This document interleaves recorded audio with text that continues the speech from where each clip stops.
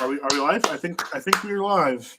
Could be wrong. We're live. Okay, cool. Okay, as always, welcome everybody to our AL wildcard watch party. We have the Yankees and the Red Sox.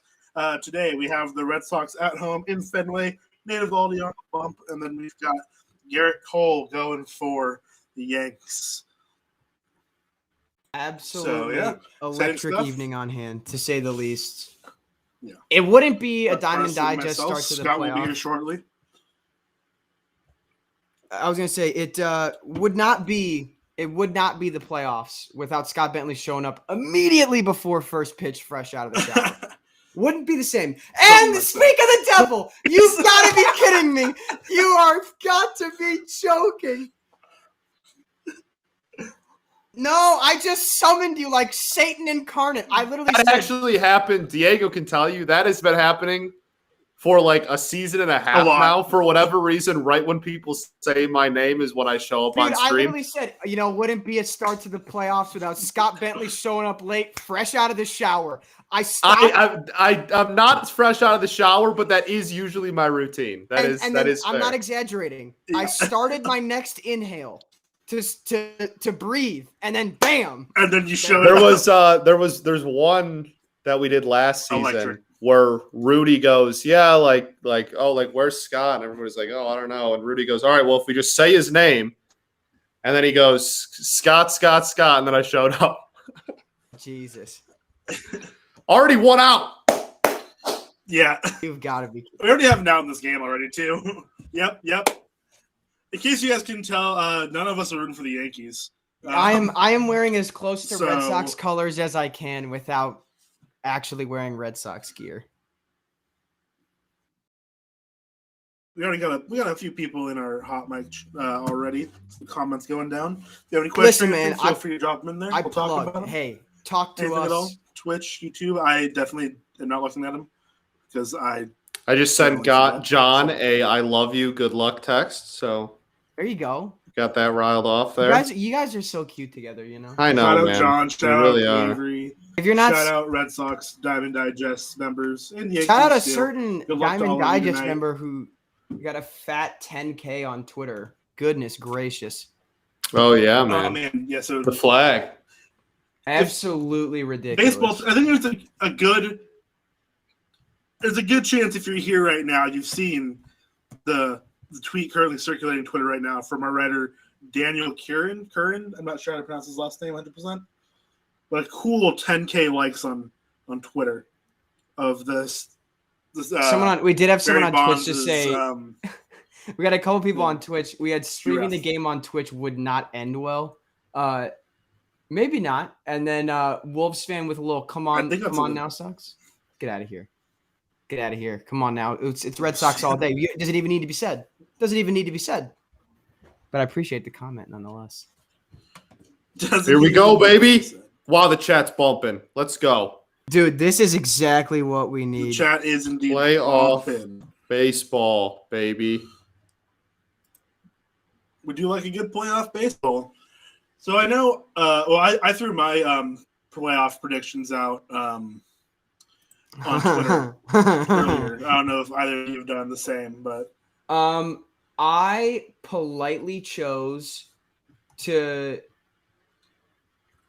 I have intentionally not tweeted out my wild card predictions as a Cardinals fan.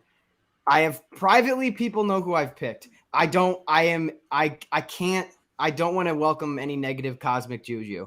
So yeah. That's fair. There's our first base runner of the game. Oh, okay. They made it look like the home run so bad. Leave it to the pros. But yeah, that's our first base runner of the game. Yeah, that's fair. I didn't say swing to drive. That wasn't me. Damn right you did. I didn't do that. I know that's not the call. Unreal hours out here. How hard was that ball hit? Let's find out. I mean, it's a Vaughn up.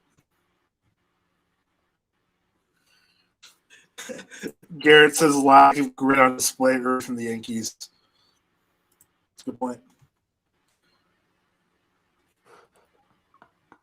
A resident expert.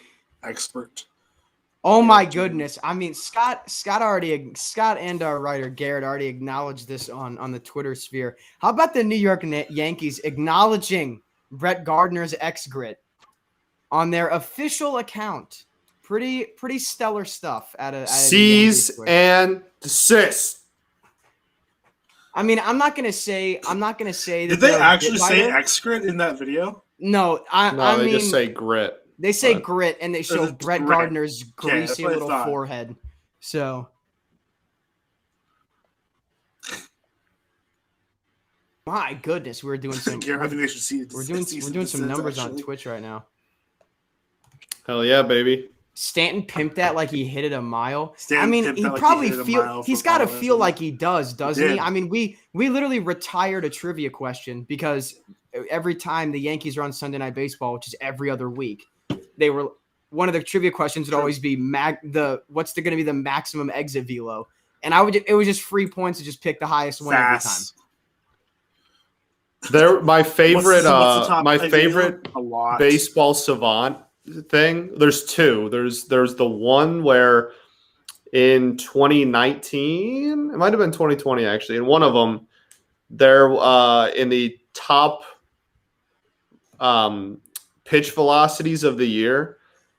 They had the Aroldis Chapman filter, where they literally had a filter called Aroldis Chapman, and you could flip it on and off, and you could see, because if you left it on, then he had like all of the top like 15 hardest pitches thrown of the year. And so there was like, or you could turn it off and see like everybody else in baseball. And they did the same thing. They had a Stanton filter as well, where they had like, you can see the hardest exit velos off the bat, or you can see the hardest non-Giancarlo Stanton exit velos off the bat. So do you guys, we're talking about exit velos, do you guys know who has the hardest exit velo of the season for the Boston Red Sox? We all know it's Stanton for the Yankees, but do you guys know who it is for the Boston Red Sox? Is it not Rafi? It is not Rafi. Interesting. It's not JD. I'm sure it's not JD. How about those would have been my two guesses probably. Well, I'll give you guys a hint. I want to make sure I get this right, but I am fairly confident they're not in the starting lineup tonight. Christian Vasquez? That's a good guess. Also, no, it's Mr. Franchi Cordero. Oh wow, that would make John very happy. That would make John Principe very happy. At 118.6, he hit it 474. Gallup also made on very happy. So. Absolutely tattooed that ball. Franchi, man. That's absurd. Well, that was a heck of a half inning there to start off this baseball game. We also had someone in Twitch chat say, "Oh man, Scott, maybe one day the Tiger Weigers will make a playoff. Good luck." And yeah, that was Evan. Oh, okay. fellow DD writer. Yeah.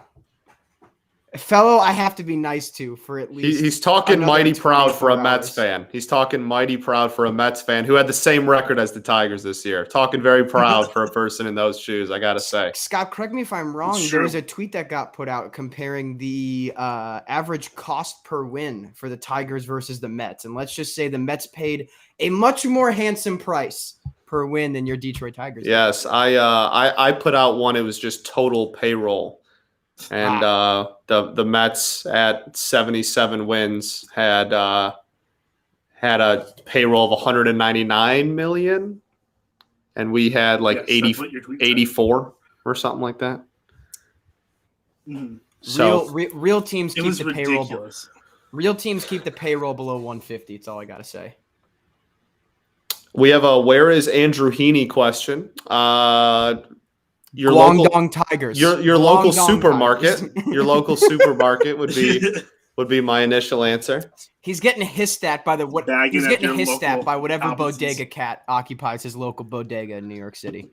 I mean, big fan of bodega Vegas cats. bettors have to be furious that Heaney's not getting this start, because he would He would hit the over on just the opposing team alone would cover the over.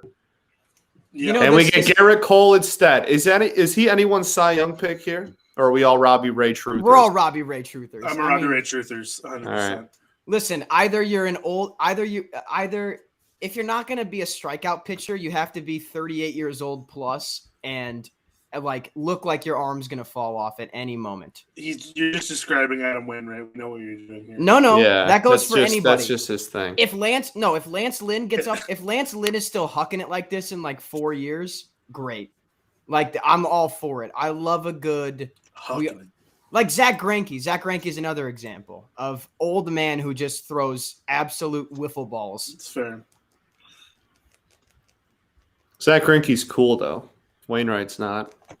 Yeah, no, definitely. Wainwright's not cool. Zach Greinke's pretty sick. Wainwright's whole like branding is like dad of four. He's like the definition of a wife guy, and I mean that as a compliment. Like every time I see Adam Wainwright talking, it's always like he was asked about why he was coming back for another year of baseball. This was when I was in St. Louis, and I was watching local St. Louis baseball coverage, which, my goodness, I look like the Albert Einstein of analytics compared to some of the takes I've seen from. That's St. saying Louis sports something, media. considering your batting average affinity. All right, hey, all right. You know what? This is tough. You're also a non-universal DH boy. I am. You know what? Listen, when Adam Wainwright goes 2 for 4 and has our only hits of the night off Max Scherzer, I will be vindicated. It's funny because that's not even an unrealistic thing. No, I mean Wainwright's gonna be striking out like 13. We got a couple more people in our Twitch chat hanging out. Schwarby. I don't know how I feel about this like amalgamation of that's a big word of Cubs like leftovers playing in this game. I don't know how I feel. Yeah, there's a lot. I thought that except for Avi. Also, Jordan's in the chat talking about Verdugo. Yeah, Jordan's over in Twitch chat. Who are you rooting for tonight? Why are you watching us? Chat with us. We'd like to know. We want to know. Why are you watching us? Yeah. Why? Well, why? I don't know. What if he says? What if he says, I know what you meant. But like, just the way you phrased it. Because what if he says like, I enjoy Carson's big ears and his loud mouth? I'll be like, thank you. That's very kind of you. Do we think that you have to take off the lack of JD Martinez in this game has a big effect?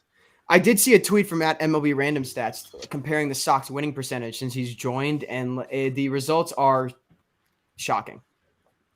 Yeah, I think it can definitely have a major effect, but I'm not sure. Like, we're just gonna have to wait and see. But it can definitely have a major repercussion at some point. Because he sprained his ankle, right? Yeah, he said his ankle's literally like purple dogs. Yikes! They said it's like that's not big good. And bruised and purple and swollen. Yikes! Yeah, Scott Bentley from Garrett.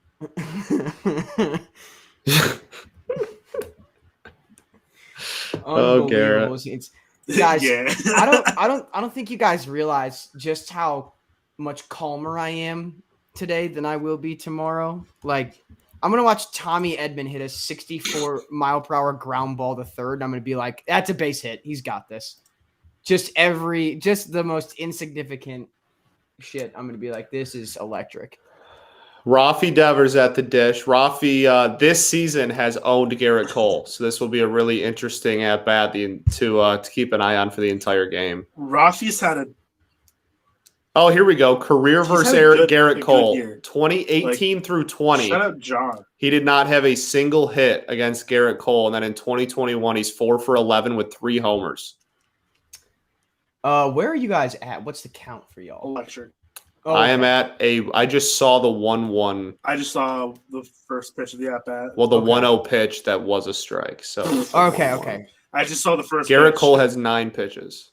Okay, so I'm a pitch behind. Sometimes imagine not watching this. An anonymous viewer who I can't make out the name says, imagine not watching the StatCast broadcast. Imagine not watching this broadcast. Imagine that. Yeah, excuse me? Yeah, that's why we don't mention him by name for literally I don't want to reasons hear. like this. I don't want to hear. Dude is just ridiculous. I don't want to hear who's even on that. I want to hear Jeff Passan putting out that garbage in that article. By the way, talking about the Cardinals. The Cardinals just they had to win 17 games to make the playoffs. Oh, I'm sorry. Are we taking a W17 away from teams now? Is that a bad thing? Is that what we're doing here? Hey man, they're not playing tonight, bro. It's okay. I know they're not playing tonight. That's a tomorrow night thing. Bud. God, I have beef with ESPN employees. You got plenty of time to let it all out in a 9-inning game tomorrow. All right, it's all right. Fair. That did not hit him, but sure looked like it was gonna. I'll tell you that. Yeah, came pretty close. Maybe you wear that one. Maybe you just wear it. Yeah. I mean, his lack of playoff experience. No, I'm kidding. Well, he's like 12 years old, so. Yeah. All right, well, full count. Yeah. Full count against Garrett Cole. Scott, I forgot about Rafi Devers' extensive experience in the Little League World Series 3 months ago. That is on me. I apologize. And there will be the first base runner of the game for the Boston Red Sox. Absurd. Man, I am behind. It's a full count for me, but he hasn't even set yet. I got an idea. I can probably hold on. I might be done. Full count for me. Yeah, I think it's not important. I'm gonna figure it out here. Yeah, first base for big. That is big. Big. And now we got Xander. I will try to be better and simply not be behind. As John likes to proclaim, one of the best shortstops in the American League. I mean, for the league that is significantly worse at shortstop, I mean that's great. That's good for them, I guess. good job. I mean, buddy. like he's cool. Also like not better than Carlos Correa, but. Oh yeah, like that's like also in the words of John Principe, comfortably. Carlos Correa. Well, that first half, wow, he had a 930 OPS in the first half of the season, but then a 760 in the second half. Didn't Correa? Like I'm pretty sure Correa had. Correa definitely had a. I mean, Correa is almost going to have like a 6-WAR season. Correa had a hell of a year. Yeah. Played his way off that bum organization in Houston to a real winner like the Detroit Tigers. I'm just like happy for him, you know. Damn right, baby. Can't wait. This is great. That slider's unreal, dog. No, Scott, what's so great about this is I just know the Cardinals won't spend money. So like I can just blindly support your dreams of like signing or trading for people because I'm like I just know my team won't do anything. So I'm like, yeah, baby, go get them. So oddly enough, I saw some like other Tigers offseason prediction stuff today that came not from Twitter, which is where most of my Tigers anything comes from. The It goes. Swing and a drive! The gone? Man, there we go. Wow. Puts the Sox up early.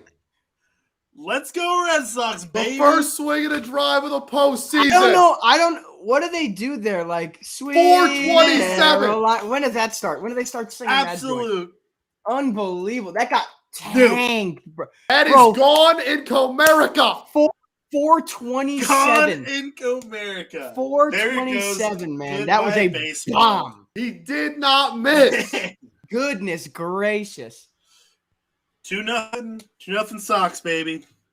The postseason swing and a drives hit different. And there is the home run cart. Unbelievable. Man.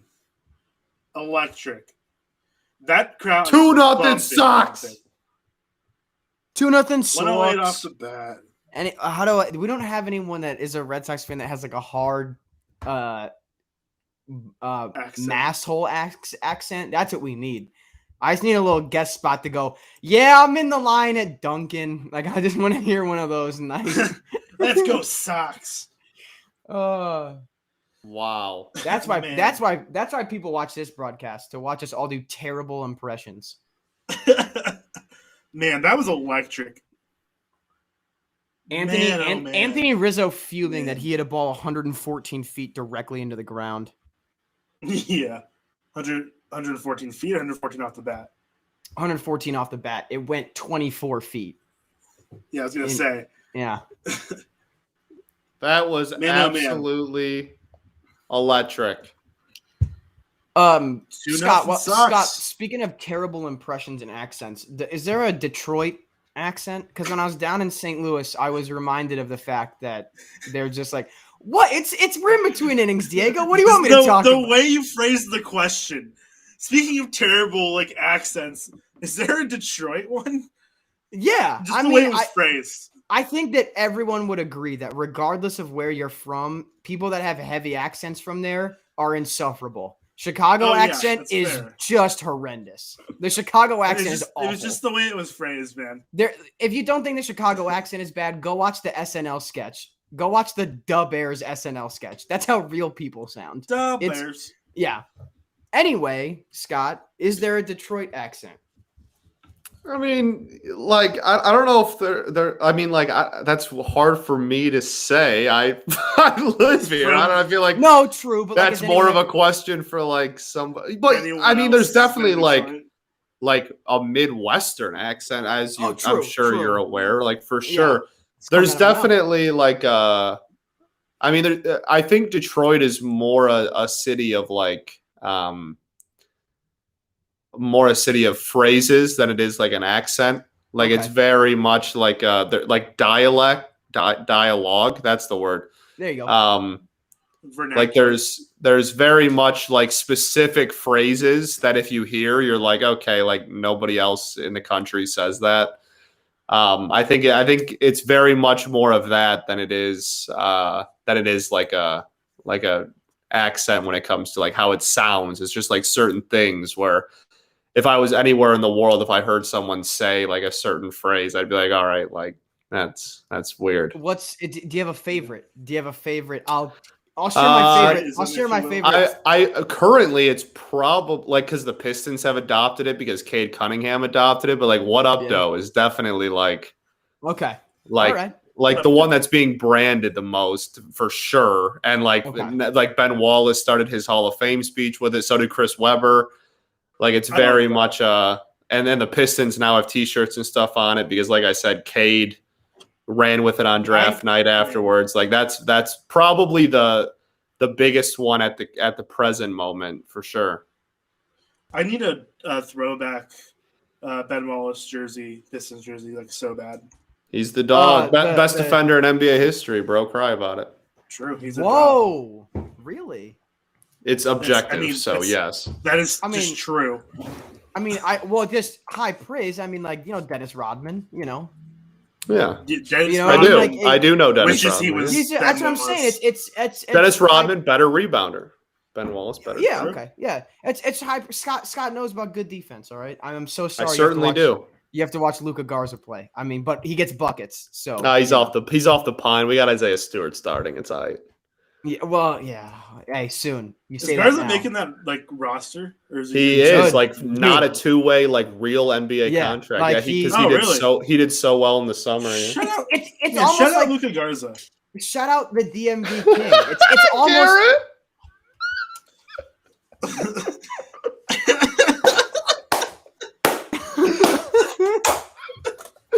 No, objectively hilarious. Objectively hilarious comment. It's funny that Garrett brought that up because this guy that my friends and I used to be friends with used to say that Bob Cousy was a top 5 player of all time. That's absurd. I cried real tears that day when I heard that for the first time. I unironically heard someone say Bob Cousy was top 5. That it was, man. Oh man. I have tears in my eyes thinking about that argument now. Oh my goodness. Oh my god. Same person said Wilt Chamberlain's the best player of all time. And I'm like, dude, everyone who played in the NBA in the 50s looked like me. Literally. It doesn't count. Quite literally 5'8.5" with no semblance of a jump shot. That's what the NBA looked like. All this slander coming from Garrett. We'll see the tune he's singing. Just kind of what he does, man. Come Wednesday at 7 p.m. All right, we'll see the tune he's singing. That's tomorrow. Yeah. Fun fact: that is tomorrow. Why did the Brooklyn Nets just trade Sekou Doumbouya, Peyton? To who? To the Houston To the Rockets? Wait, really? Go Rocks woman? For what? A conditional pick, maybe? That feels like the value we're getting. See, unreal. As a Rockets fan, we don't have much else to look forward to. The fact that I'm gonna. Well, I have to hate him now, so that's too bad. Garrett, back-to-back incredible messages in the chat, hour cards, and then your mom 69 times on top of it. Woo! That's my goat. Garrett. That's my goat right there. Garrett is the goat. Bob Cousy can shove it. Garrett's my goat. Hey, we have ex-Grit King Brett Gardner at the plate, Garrett. Brett Gardner. Planet's pink. What in Hey, by the way, can we just talk about playoff Eovaldi is different, bro. This dude, when October 1st comes around, this dude turns into a different pitcher for real. Yeah, dude, I'm honestly shocked at how good he is. Oh, what a pitch! In just sit down, Brett. That was nasty. Wow, yeah. That was a great pitch. Sheesh. Sheesh. Yeah, so gritty. Yeah, the dirt he's gonna be eating in the dugout, I bet tastes nice and gritty. Unbelievable. So apparently the Rockets intend to waive Sekou. Oh, really? So is it just cap? Yeah. Bring him home. They got a pick with it. Bring him home. The Rockets got a second. I know we just traded him. Bring him home. Scott, is that a swinging bunt? Wow. I'm still behind. Gio Urshela, who still looks like he's limping from the crazy play in game 162 where he fell into the seriously dugout. Jeez. See, Scott, I'm anti-Pistons acquiring literally anyone because I don't know what that does to Luka's minutes. So Sekou would not affect it at all. Well, you never know. Sekou would not get minutes. We literally traded him 3 weeks ago. He would not play. He just got waived by the Rockets, bro. He's not getting minutes anywhere. Like, the Rockets are garbage. They should comfortably be the worst team in the NBA this year. Dog, as a Pacers fan, if we trade for Ben Simmons, I don't know what I'm going to do with myself. I aggressively don't want it to happen. Ben Simmons is not good at basketball. I mean, it's just like we don't need another large man that can't really shoot on our floor. And like our spacing is going to be an absolute train wreck this year. No, that's fair. Look, if the Rockets get to like a dozen wins, I'll be happy. So expectations are low. Yeah, you guys are in that 1-1 pick. I just need my mans to shut up about it. Remember when we fleeced you guys for draft picks for Oladipo? That was cool. Was that even that trade? Like, who did we trade? Was it you guys we traded to, right? Or that's all I remember. Maybe I don't know. We then got a lot back from. Noted. Not Gary Sanchez, by the way. Noted. When does Gary Sanchez replace either Miguel Andujar or Clint Frazier in the every single Yankees fan on Twitter includes them in a trade? Like, when does he become part of that? He's already there, dude. No, like replaces one of the two. Like, is firmly entrenched in the 1 or 2 spot in Yankees fans thinking they can get God knows anyone for just absolute dog water players. Yankees fans think they can acquire God himself. Like for Clint Frazier and Miguel Andujar. No, Scott, that's what I'm saying. When does that's like that? Honestly, it's a meme at this point, though, and it's so funny. It's so funny. Will Gary Sanchez surpass either Andujar or Frazier in the delusional Yankees fan power ranking? Oh, they punched him out. No. It's so funny, dude. Whenever whenever anyone's on the trade market, it's just instantly quote tweeted with Clint Frazier and Miguel Andujar soon. It's so funny. Would you? You know what's funny, Scott? I think I'll unironically say this on air. I wouldn't trade Yadier Molina for Miguel Andujar and Clint Frazier. Like, unironically, I don't think I would. I mean, at this point, probably not. Like, they're not good. I'm combining the two most iconic MLB trade memes of all time. And Garrett has given us an XGrit leaderboard so far for the game. Bogarts 250, Evaldi 2 for 13. Urshela 189, Renfroe 122, Plucky 105. That's really solid. That I would imagine that Urshela number could really skyrocket if he has a clutch play later based on the injury. And Evaldi, if Evaldi goes like past 5, I feel like that could be another candidate to really really go forward. That should be a question. Who leads this game in XGrit? That should be one of the questions. Oh, yeah, totally. Yeah, for trivia points. Like the trivia points? I'll leave that to Garrett. I'll leave that completely arbitrary number to Garrett. It's not arbitrary, dude. There's a formula and everything. Well, no. Yeah, there's a formula, bro. But we don't have the masses don't have access to it. They don't know. Here we go. We have bottom 5 as well. Bottom 5 so far. We have Stanton minus 300, Brett Gardner 57, Enrique Hernandez 62. Verdugo 78 and Higgy 92. Oh, you know what? See, it's because it's a HotMic chat. The HotMic chat. I'm not gonna put a YM message, but I just had one cross my mind hard.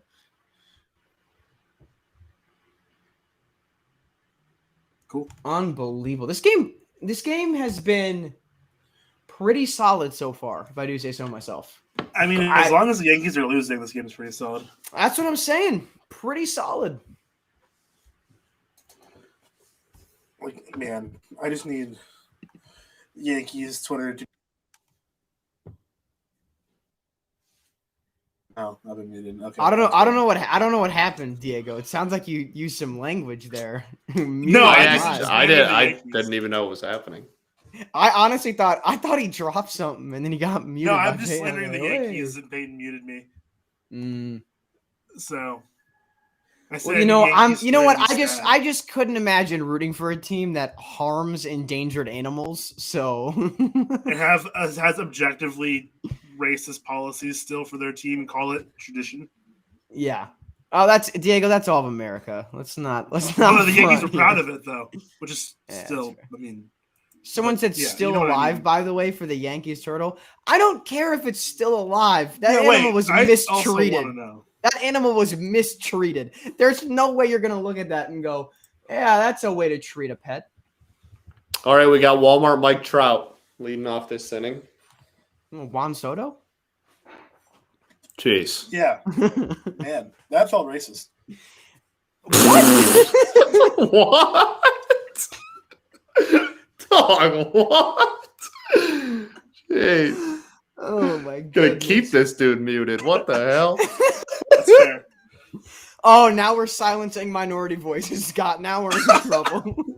What is happening? What is wrong with y'all? I don't know. Anyway, Hunter Renfroe, he had a decent season for the Sox. He actually did. Good. Pretty good year. Gracious. Oh, Babip. Not quite. Almost Babbitt. Oh my goodness. The Cowboys just cut Jalen Smith, by the way. Really? Good. Yeah. He stinks. Like, actually? Yeah, cut. Wow. Yeah, it's a former Pro Bowler right there. It's pretty Why wild. didn't you do that before the season and save a lot of money? Yeah, interesting take. Oh, no, he's been horrible this year. He's been horrible for like 2 years. He's good for like one season. Wow, that's heck of a shirt by this fan here. And there's another one by Garrett Cole. Oh my goodness. So Jalen Smith went to Bishop Lures High School, but I swear to God for a half second I thought it said he went to Bishop Sycamore, and I was like, you're kidding. Man, he'll catch on somewhere, but like Lions soon. That'd be unfortunate for y'all. I don't know if you've seen a Lions game this year, but we're already very unfortunate. They just cut Jamie Collins, dog. All right, he'll like practically demand toward 9. The Kevin Plawecki start is really interesting to me this game because anytime the concept of personal catchers is already fascinating to me because I was a catcher and like that system is just like very ingrained in my head. But a 1-game playoff and going, you know what?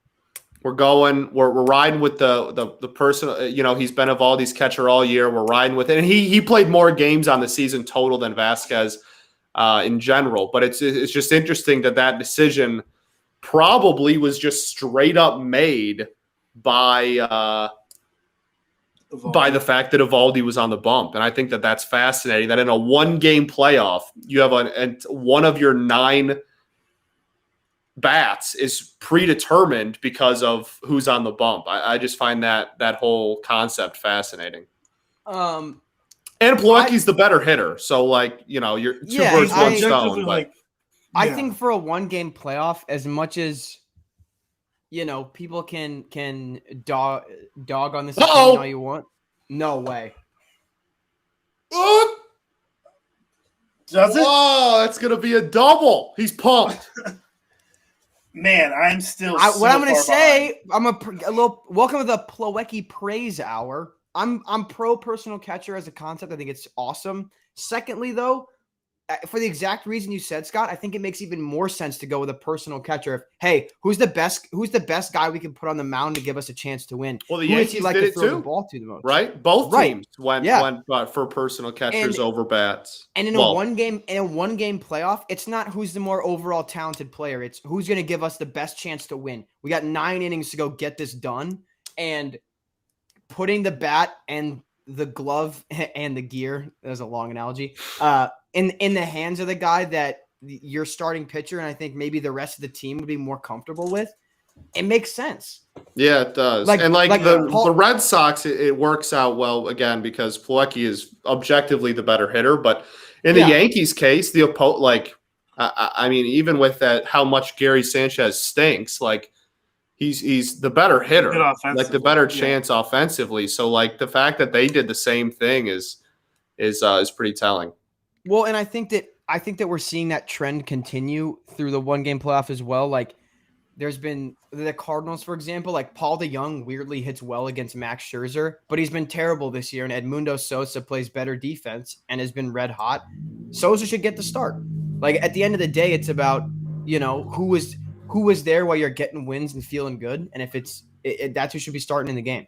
There's very few exceptions for guys that I would not bench. Yeah, that's fair. But I mean, with Sanchez, I think defensively, Sanchez is almost guaranteed to give you a pass ball at some point in the game. It almost seems inevitable with how bad he is defensively. Sorry, Diego. Oh my goodness. You're good. And I don't know if that's in a game like this where, each run's gonna matter so much. I feel like that's something where it could have really, really big repercussions, and I don't know if that's something the offense even weighs out. I could be wrong, but fair. Also, sorry, sure. Didn't mean to interrupt when I was holding my beverage up. We had somebody on Twitch was asking what I was drinking. I was telling Diego earlier when I was down in St. Louis, got to go to Fitz's. Shout out Fitz's. They're a soda brewery company. I've got a couple root beers, a couple black cherries tonight. Nice. Black cherry soda's so good. I mean, dude, what's great is that this restaurant's tight. They have their one of the walls of the restaurant is completely glass, and their actual bottling plant is connected to the restaurant. So when you're eating, you literally just get to see the lines moving, and You get to see everything, the whole process happen during the day. It's pretty cool. We got Heartthrob Bob here. Heartthrob Bob at the plate. Sure. Battling against Garrett Cole, who quietly has 33 pitches through 1 1/3. Yeah, that's gonna be something. What do you? I think as though it's Garrett Cole. I would say that is something to keep an eye on, but I feel like working a full count. Heartthrob Bob. Teams I just saw the pitch before that. Teams either go for pull guys insanely fast, or they'll let. I feel like they give aces, that little bit of a longer leash in the postseason. Cole especially, like Cole maybe more so than like anyone else in baseball. Honestly, is going to get right. Now, if he's getting rocked in an inning, he'll be done. But pitch count wise, he'll throw 120, bro. Like right. it don't matter. Like now that might be 6 innings at this rate. But he'll throw. Well, and that's what made this wild card slate so fun to me. I just want to say that is one of the most insane full count pitches I've ever seen. Can't wait to see it. That is unreal. I was gonna say though, Scott, that's what made the wild card slate so exciting to me, because if I were to name the 3 pitchers in baseball that would get probably the single longest leashes in any scenario, it's Garrett Cole, Max Scherzer, and Adam Wainwright. Yeah, that pitch was, man, what a pitch. We traded Edmund Sumner? Are you kidding me? Who cares? Apparently you do. No. You know what we're doing? You know what we're doing, Diego? We're making room for effing Ben Simmons, man. If Ben Simmons is a Rocket, I will. Yeah, I don't think you have to worry about that, dog. Team. I really don't think you have to worry about that. No, I don't think the Rockets are bringing in anyone, dog. I don't either, but I wouldn't be surprised if it happens. You know what's great is that Ben Simmons did all this crying about, I don't think I can win a title and stuff here in Philly. I love the 76ers are going to trade with the Pacers, the team that eternally makes the playoffs and never wins the championship. That's so cool that they did that to him. Well, given that he is the problem in Philly, that's probably why. But because the rest of that roster is pretty good. Garrett Cole is also pumping 90-mile-an-hour sliders this game. Yeah, according to Savant, his average slider tonight, he's thrown 13. It's 88.5. Jeez. Is that allowed? And that's also, by the way, he's also throwing. What an 0-2 pitch, bro! Goodness me, my goodness! Can't wait to see it. I don't know how I'm so far Scott, do you think he's going? I think he's going back to that. He's got it, right? I think he's going right back to the well, bro. It got the strikeout on the last one. That was an inch away from being a strike. I think he's going right back to it.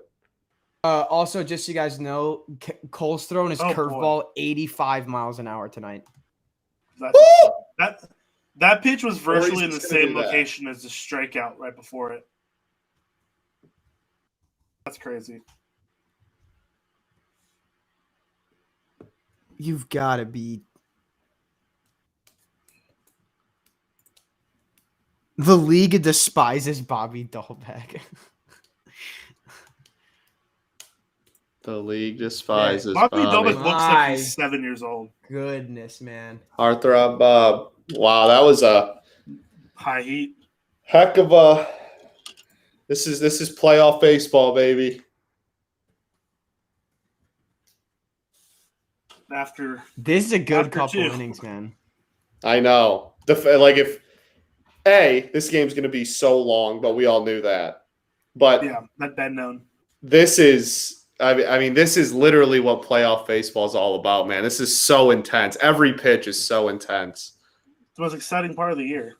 I love it. Oh, there's nothing that compares to playoff baseball, man. Did you guys see that? Did you guys see the stat that the 4 teams in the wild card have all won the 4 most games since 2000? 2000. It is ridiculous. Really? Yeah. Interesting. The Yankees are the only team playing in the wild card round this year that haven't made 4 World Series this century. That's ridiculous. Jeez, that's absurd. I love that it's the Yankees that haven't done it though. No, yeah, 100%. I mean, the hierarchy is wait, did I get that right? The Yankees 2001. Well, since 2000, yeah, they have since 2000, 2001, 2009, 2003. They lost to the Marlins. 2009. I forgot they lost to the Marlins. That's before then. It might not be counting 2000, but if it doesn't count 2000, then you're right. Yeah, well, it does say since 2000 in the tweet, so I'm gonna choose for the narrative to say that means hey, if it's not including 2000, then it is correct. Yeah, what a garbage franchise, dude. Oh my god. And then the Giants are 02 and then 10, 12, 14.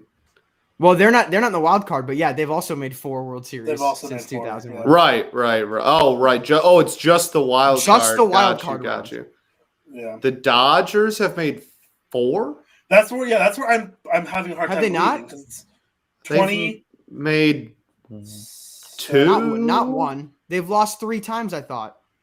And won 1. So they've won it 3 times. Well, they won 2020, they lost 2017. 2018? They lost 2019. And no, that was the Nats. Sorry, they lost 2017. They lost 2018. They won 2020. I think that's it. Pretty sure that's it. Yeah. I think the Dodgers are only at 3. There's a lot wrong with this tweet. Yeah, there is a lot wrong with that. Carson just doesn't remember and actually just didn't say anything. You know. Oh, Bucky Dent's at the game. Bucky Dent is in attendance wearing his ring and his Yankee hat. No. I wanted to look up Bucky Dent real quick because I'm pretty sure. Yeah. Yankee legend. What year was that in the 70s? The game 162 home run? Don't remember. 77? He was the 1978 World Series MVP, so. Oh, well, there you go. He also was a 2-time World Series. They did win in 77 too, though. So he's wearing that. See, I'll say this. So because the cap he has on is the Yankees, the spring training one, right? With like the other logo inside the primary, right? I think that looks so much better than most of what the Yankees do with their uniforms. Mostly because their uniforms are boring, but. Bucky Dent noted one-time Playgirl cover model in September 1983. Did you just know off the top of your head, or did you I just pulled up the Wikipedia page. No, I've got a copy. Like I've got one. It's framed actually, above my bed. Dude, do you know how crazy that would be if you got that like signed? Like to just like you imagine someone like runs into like Bucky Dent's walking through the concourse. Someone's like, "I knew you'd be here. Here's my September 1983 Playgirl. Please sign this." I'm sure he's signed at least one. Oh, definitely at least one. Yeah, like he's had to have. But I think having those like weird, like super niche things for athletes is super funny. Like, so I was at a garage sale this weekend, and it's an arm's reach. And I just stopped by because like I saw a garage sale and I had nothing else to do. So you don't need to give us an excuse. A garage sale's a garage sale, man. Exactly. Nothing wrong with stopping at a garage sale. I bought a pack of Oreos from like a 4-year-old child who was there for like $2 because like gotta respect the hustle. So, but yeah, either way, I bought a poker set for $2. And like, is there anything else up here that you like at all? Because it's near the end where they're trying to like just get rid of everything. And I'm like, this thing's kind of cool. And it's an old collector's Wheaties box from like I don't know, the 90s. That's got Bart Starr, Terry Bradshaw, and Troy Aikman on the front. Did you guys see that Terry Bradshaw has a reality show on the E Network? I did not know. Who's that for? Who's a regular viewer of the E Network that's like, do you know who I'm interested in? An 80-year-old retired man and like what he does during the day. I'm sure there are. Like, Pittsburgh fans are pretty intense. Delusional, like yeah. That. It wouldn't be. I'll dog on Pittsburgh sports fans. They're bad. It's mainly Steelers fans. Bad. Oh, what? Like, where's Ethan? Ethan will come for your neck, bud. No, I mean, he should know. He should know that team. I'm sure he does. I gotta watch Big Ben, try to lie to us all and say he doesn't need a walker. By the way, we're talking about people throwing absolute gas. Evaldi's throwing a 87-mile-an-hour slider tonight, too. Yes, he is. This Rizzo at AB is this is what you pay for. It's a good AB. Also, I know Peyton threw it in the HotMic chat. So go buy some merch while you watch. Do have some pretty sick merch for Diamond Digest. That's all I'm gonna say. I actually added last night. You can go and purchase fatheads of all of us here from HotMic. No, I'm just kidding. You can't do that. Let us know if you want that. I'd love. Just give me a life-size Scott Bentley, but I want full swing and a drive pose. Like you wouldn't be able to hang it up because if it's life size, you'd have to like jump to get to the very top of his head. Hey, it would be a big one. Dude, Scott's tall. I know. I thought you were making a short joke at my expense, and I was like, I'm shorter than you, Carson. That's what I was about to say. I was like, excuse me. I'll have you know, I'm a proud silver medalist on this broadcast tonight. Like I think I'm the shortest DD member. No way. J-Roy exists. J-Roy exists. No, J-Roy is actually taller than me. That little goblin. There's no way. It's the second time I've used that phrase in the last week, and every time I forget how funny that is. That little goblin. That little goblin. Who did I even say that about? Brett Gardner? I said it about J-Roy. No, I said it about J-Roy, and I think Brett Gardner's, when I pulled that out the other time. That's fair. Oh, they do have – I know. As when Peyton put the link in the chat, I want to go check it out. We do have our Jacobs Punch-Outs merch back up on the store. Oh, it looks so good, man. It's so good. Shout out Izzy. So Izzy good. Rendell, the queen of Twitter. Queen of graphic design. Shout out Izzy, by the way. She tweeted out a fantastic September Player of the Month graphic for Mr. Tyler O'Neill. Senor Tyler O'Neill. Tyler Broneal, as it were. No one calls him that, dude. St. Louis Cardinals fans do. That's not something to be proud of, buddy. First of all, how dare you say that to your preferred NLDS opponent? All right, be polite. That's fair. That's fair. But like, also, you're only preferred because you're playing the Dodgers. Yeah, I by no means actually want to go to the Cardinals. But I have to imagine. Well, actually, no, I won't ask Scott this because Scott comfortably ranks the Cardinals 30th on his list of favorite teams, so not the person to ask. But I will ask our viewers, if you're a neutral fan,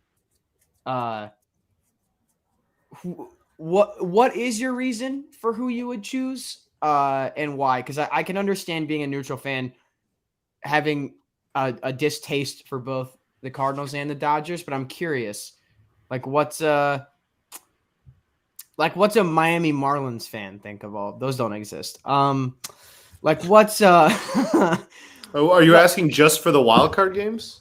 Yeah, just for tomorrow's game, or neutral fan Yankees, Red Sox. I have to imagine vast majority are probably picking the Red Sox. They weren't really supposed to be a playoff team this year. They put together a really impressive season, and they're playing the Yankees. I feel like that's an easier answer, but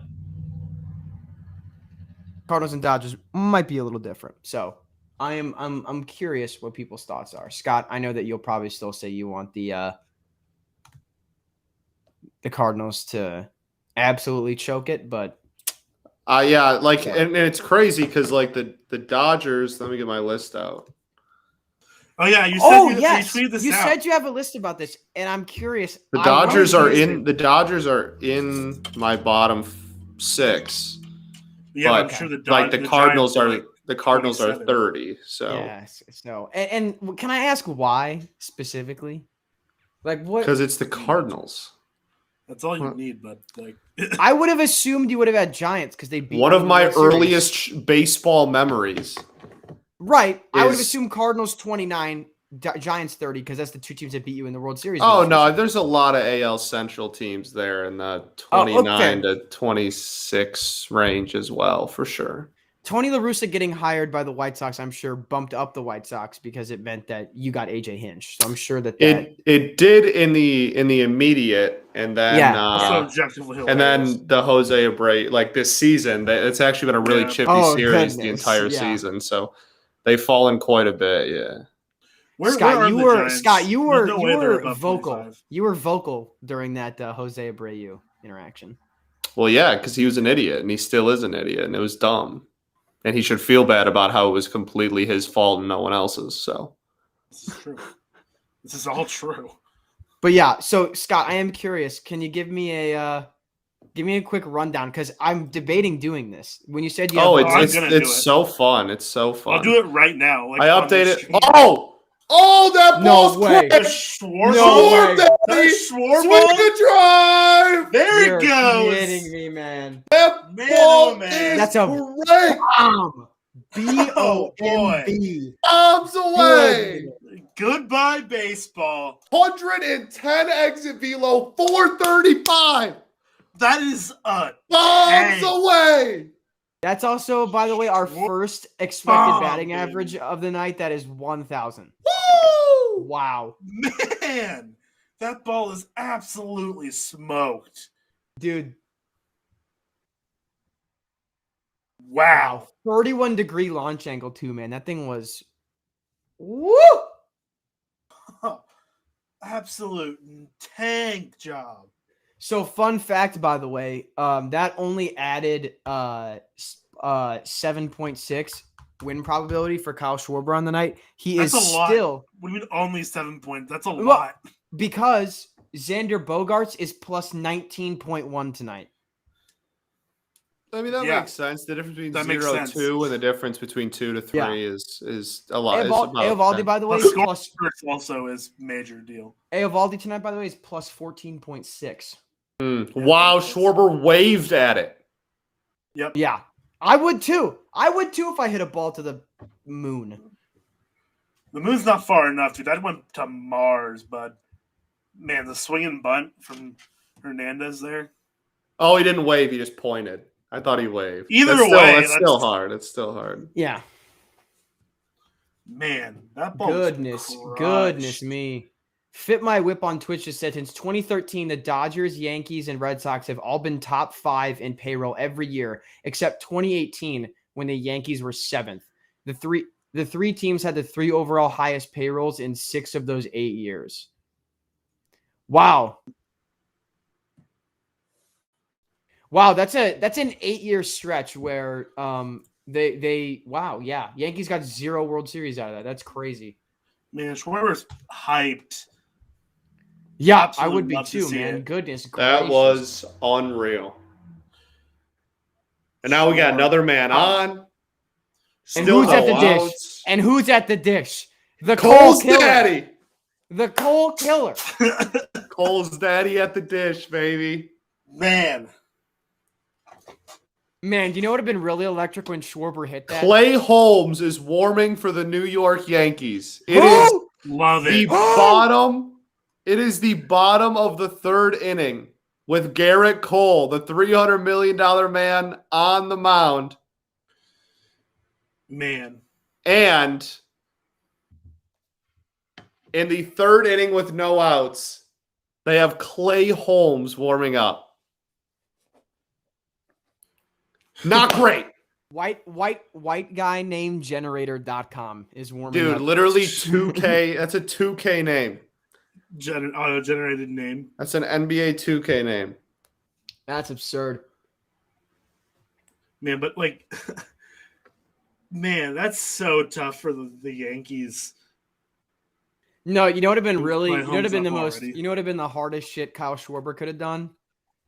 Is if Kyle Schwarber hit that ball and then looked over at the Yankees bench and just yelled for Pete's sake. I would have lost it. If he looked over at the Yankees bench and just gave just a one time for Pete's sake. Man. For also, Pete's I just want to point out, like, so Schwarber, the trade line acquisition by the Sox, and then, you know. He has the highest OPS in baseball, I think, since being traded.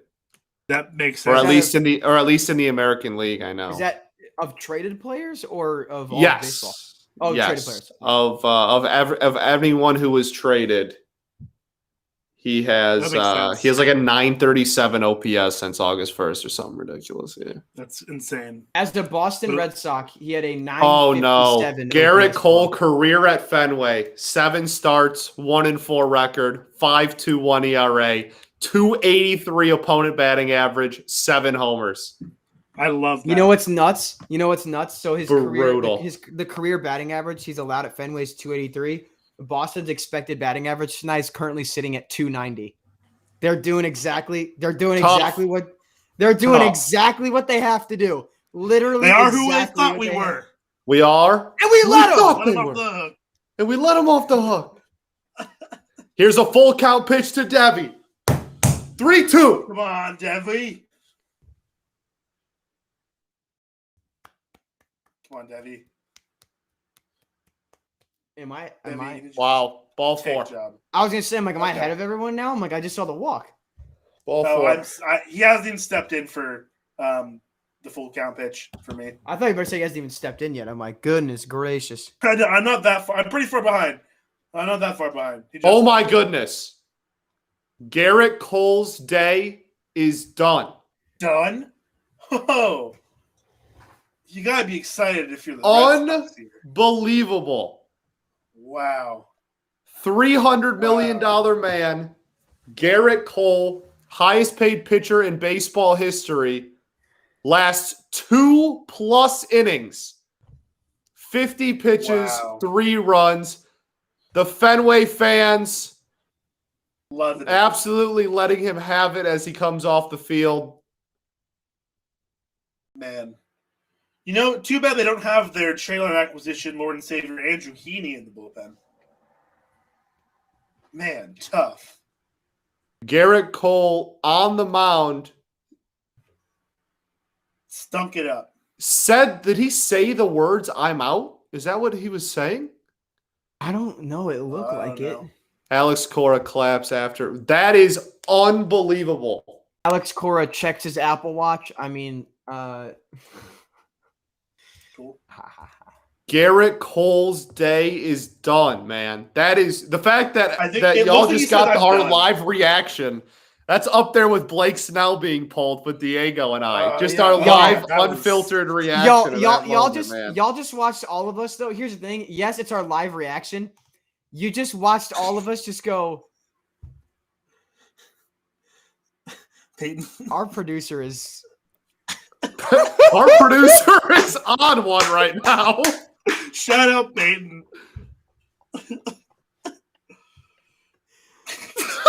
What is happening?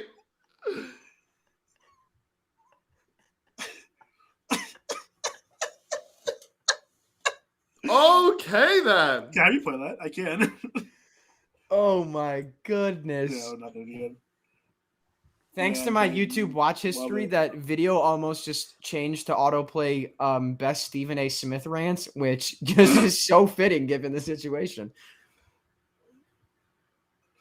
Man, wow. Garrett we were just silent for that. Like that's what happened with me and Scott with the Blake Snell thing. We just sat there like, wow, what's happening? Man. Also, Scott, was that Garrett Cole? I don't know what the inflection was. I don't know if it was I'm out, like I'm done, or was that him going, I'm out? Like I think it's I'm out. Right. Obviously, we don't know the inflection of his voice or anything, but it did seem like that's what he said. Yeah. Yeah. So because I'm so far behind you guys had mentioned it. and 20 seconds later I saw it. So it looked like he said, "I'm done," and then he said, "I'm out," as soon as he actually pulled. So what? Well, "I'm done" is a lot harder to sell, as in I'm done. When I don't know. When somebody says "I'm done," that means I'm done. Just like I'm done, just done. Like, with all due respect, who is this? Garrett Cole, 2+ innings, 4 hits, 3 runs, 3 earned runs, 2 walks, only 3 strikeouts, responsible for the runners on base. Goodness me. But don't worry, Clay Holmes. Oh, boy. And in comes Clay Holmes to face the man who's already in a 430-foot home run today with nobody out and 2 men on. Good first pitch, man. Good first pitch. Man, can't wait to see that first pitch. Man. I mean, all right, it looks like he's been solid this year at least. Yeah, it looks like he's had a good year.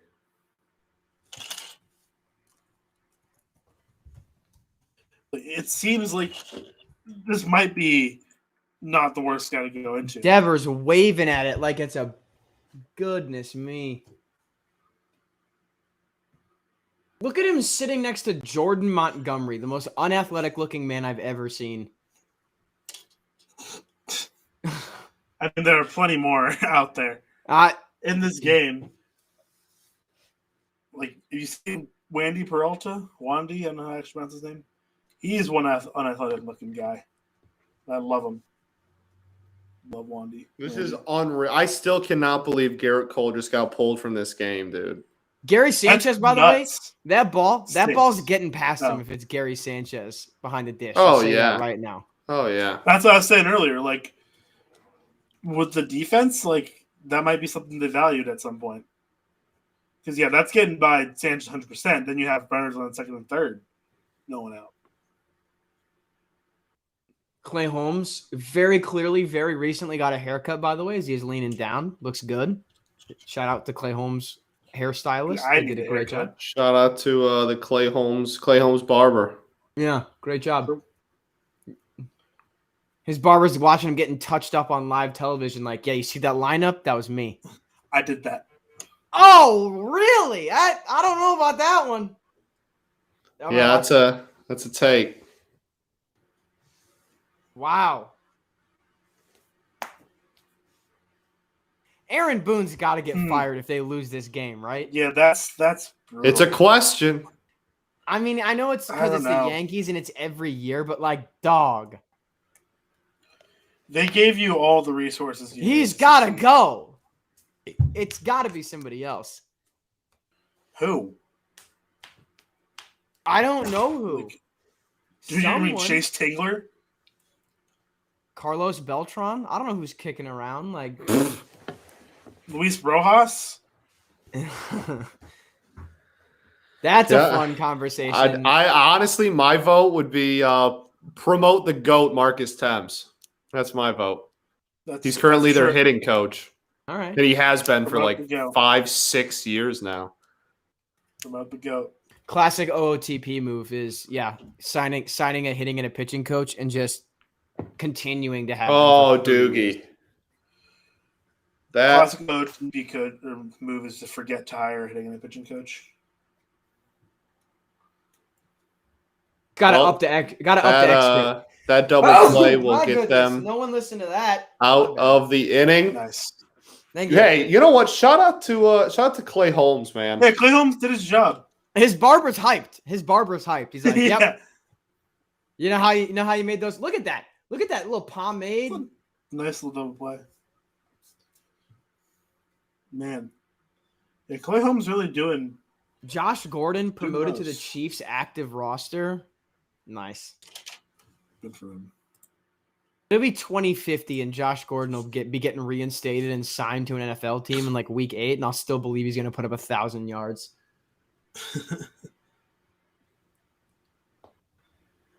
I cannot believe Garrett Cole's not in this game, man.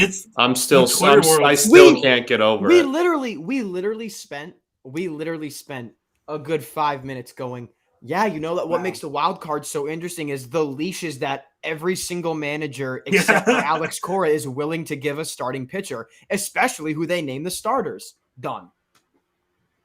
I can't believe it, man. Imagine if Dave Roberts tries to do this to Max Scherzer tomorrow.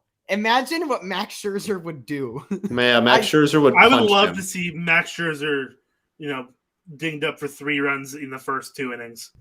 He's not leaving the game, though. I'll tell you that right now. If the Cardinals get 3 off Max Scherzer in the first 2 innings, Max Scherzer will throw 7 shutout innings after that. That's I wouldn't be surprised. Max Scherzer could have 6 in the first 2 innings, and the Roberts won't pull him. Like, I'm so confident in that. But man, it's crazy. Dodgers are minus 216 favorite to beat the Cardinals. How are you not betting on the Redbirds? In case you because they're gonna lose. Keep your money. I mean, look at the odds, man. If the Dodgers are minus 216, yeah, the odds don't do any good when it's a guaranteed loss, dog.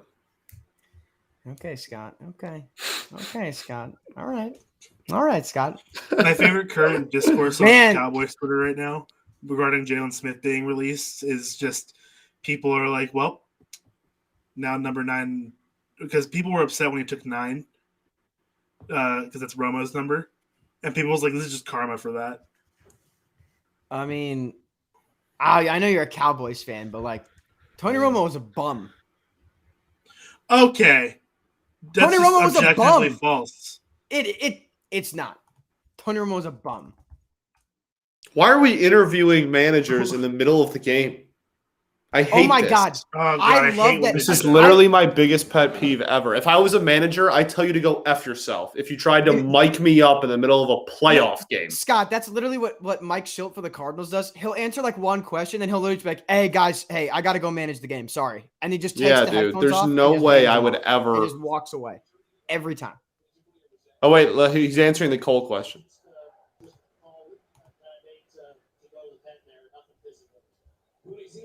Okay, he says no injury, no physical, anything, just a call he made to go to the pen. Aaron Boone, quote. Okay. All right. Says he wants to keep it close, hang around, and then strike when they can.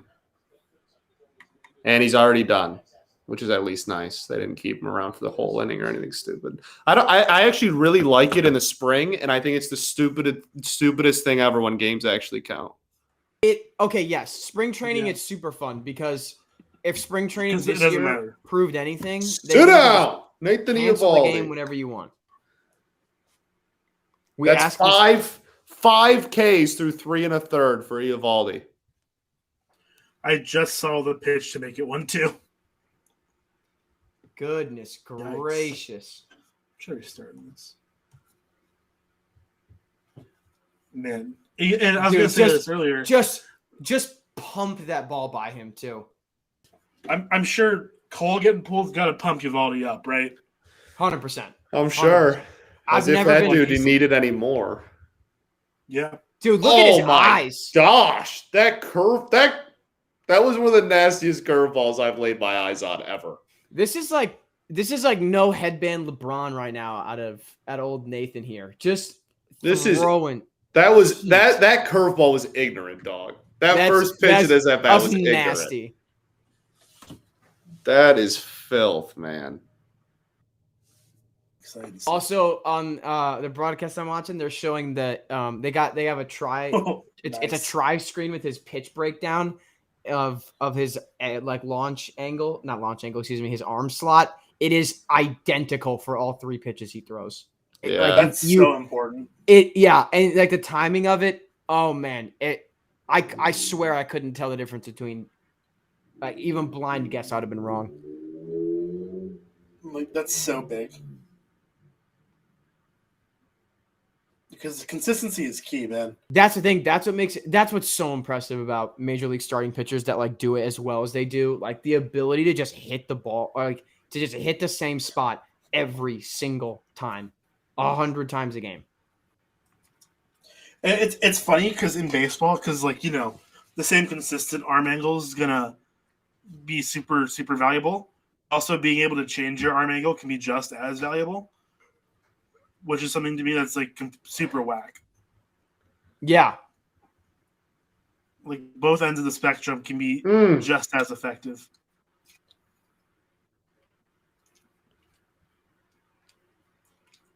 I miss bearded Joey Gallo. Man, Eovaldi looks calm, dude, which is almost even scarier than if he was pumped up. That's horrifying. That was the comment I was gonna make. You look at his eyes right now. His eyes they're wide, like that. There's a look in his eyes that says I've got nothing to lose, which is that is frightening. Terrifying. He's got that look in his eyes of like, you know what? I'm here right now, and you're toast.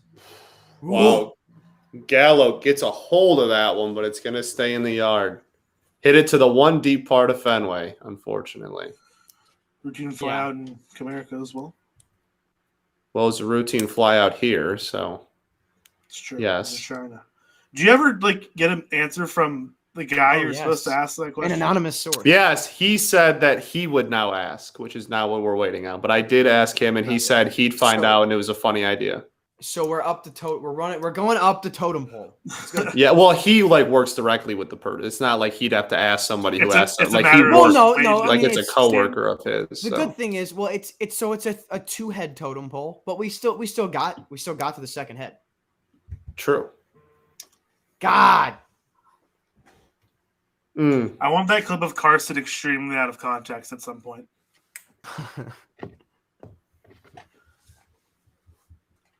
But yeah,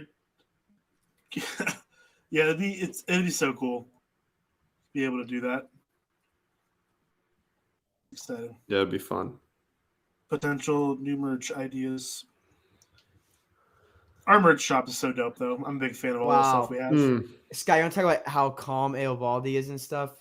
The way that he gave up the second that ball left Gallo's bat, there was no quick turn. He just casually was just walking. Yep. Oh, I hit the dick out of the ball. Yeah, it's that's fine. Great. It's not leaving, so. He looks so calm. Terrifying.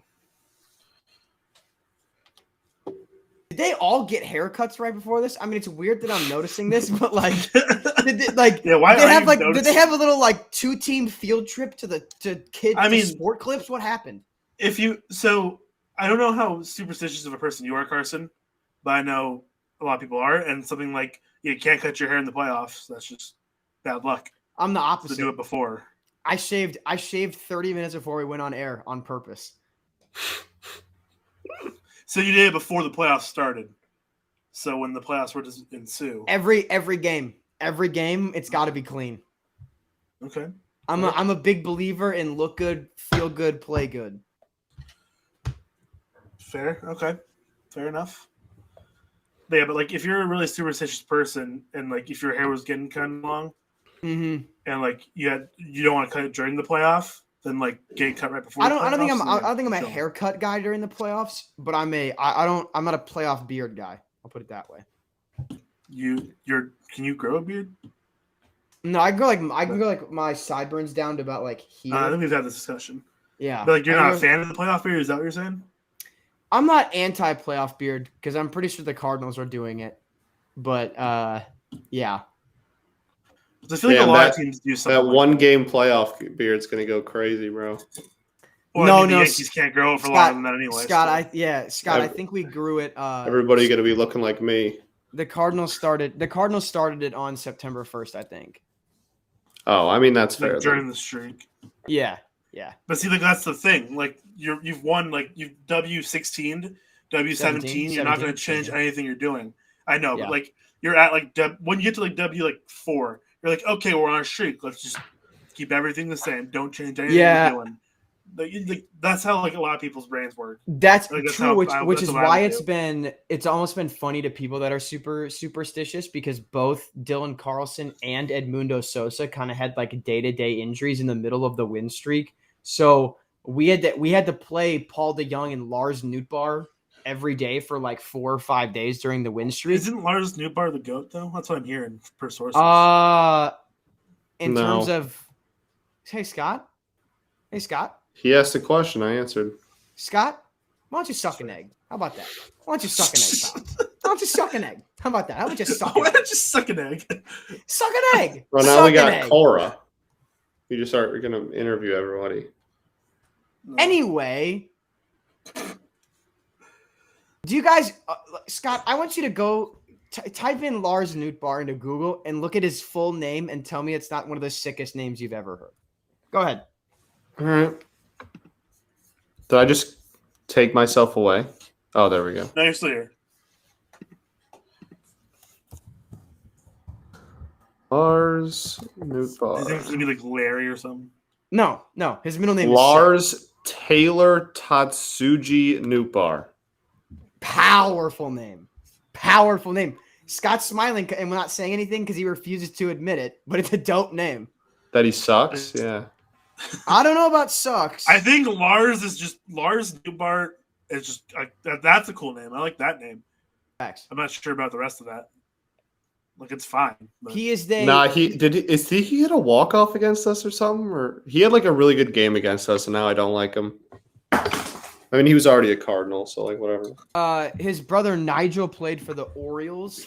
He is also the Nigel Nootbaar goes so much harder than Lars Nootbaar. Nigel Nootbaar. Nigel Nootbaar goes hard. And his great grandfather, was named Herbert Nootbaar, and also goes pretty hard. founded the Pepperdine University School of Law and also was awarded the Ellis Island Medal of Freedom. That's nice. Cool. Shout out to him. Oh my God. Is that a joke? He died. His great grandfather died at 108. Well, shout out great grandpa Nootbaar. Shout out Herbert, man. For real. I can't remember his name. But Nigel Nootbaar is such a great name. That's electric. Why did Lars why his parents name his brother Fit Nigel my Nootbaar whip, by the way, Lars? dropping some crazy facts in the in the Twitch chat if y'all are curious. The loyal Cinco viewers in the Twitch chat right now. Last comment, release point is key to being a successful pitcher. I agree wholeheartedly. So Carson, we don't need to spend too terribly long because I'm sure this game will distract us. But tomorrow, what is your personal leash for Wayno? When would you be like, all right, let's go to the pen, boys? Cabrera. If he has given up 2 or less runs, keep him in. Just no matter what. Scott, he's thrown a game this year where he's thrown 141 pitches, and it was an 8 1/3 with 1 earned. Like, that's just hilarious. Okay, all right, bet.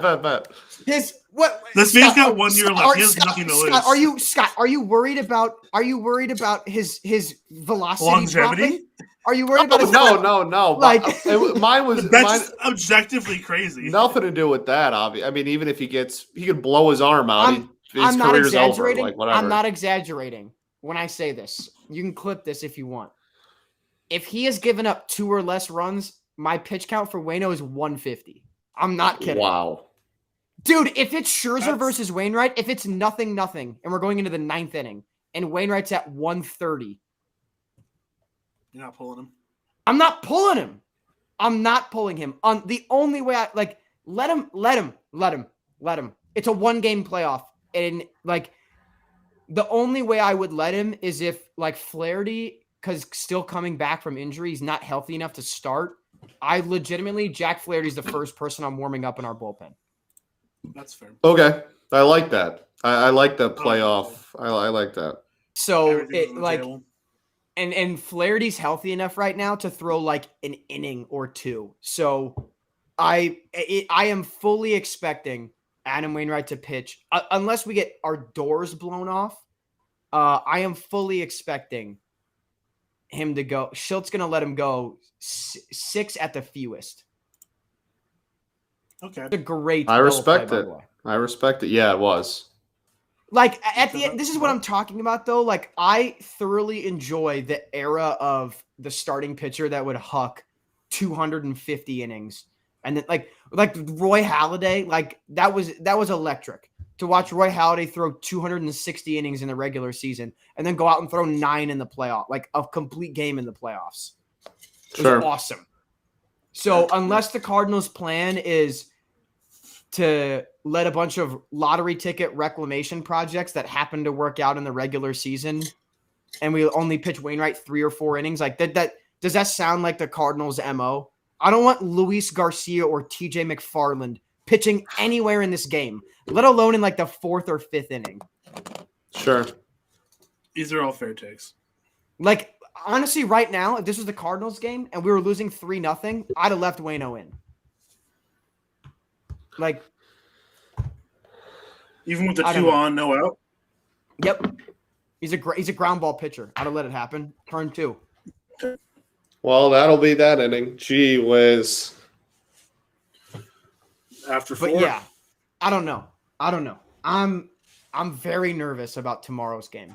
More nervous than I think I've been for a playoff game in a long time because it is going to be a baseball. Have you guys? I think we talked about this. Have you guys been in a 1 game before? I genuinely don't remember. The first one, Chipper Jones' retirement. We retired Chipper Jones. Oh, right. Forgot about that. Proved how respectable the Atlanta fan base was in that game.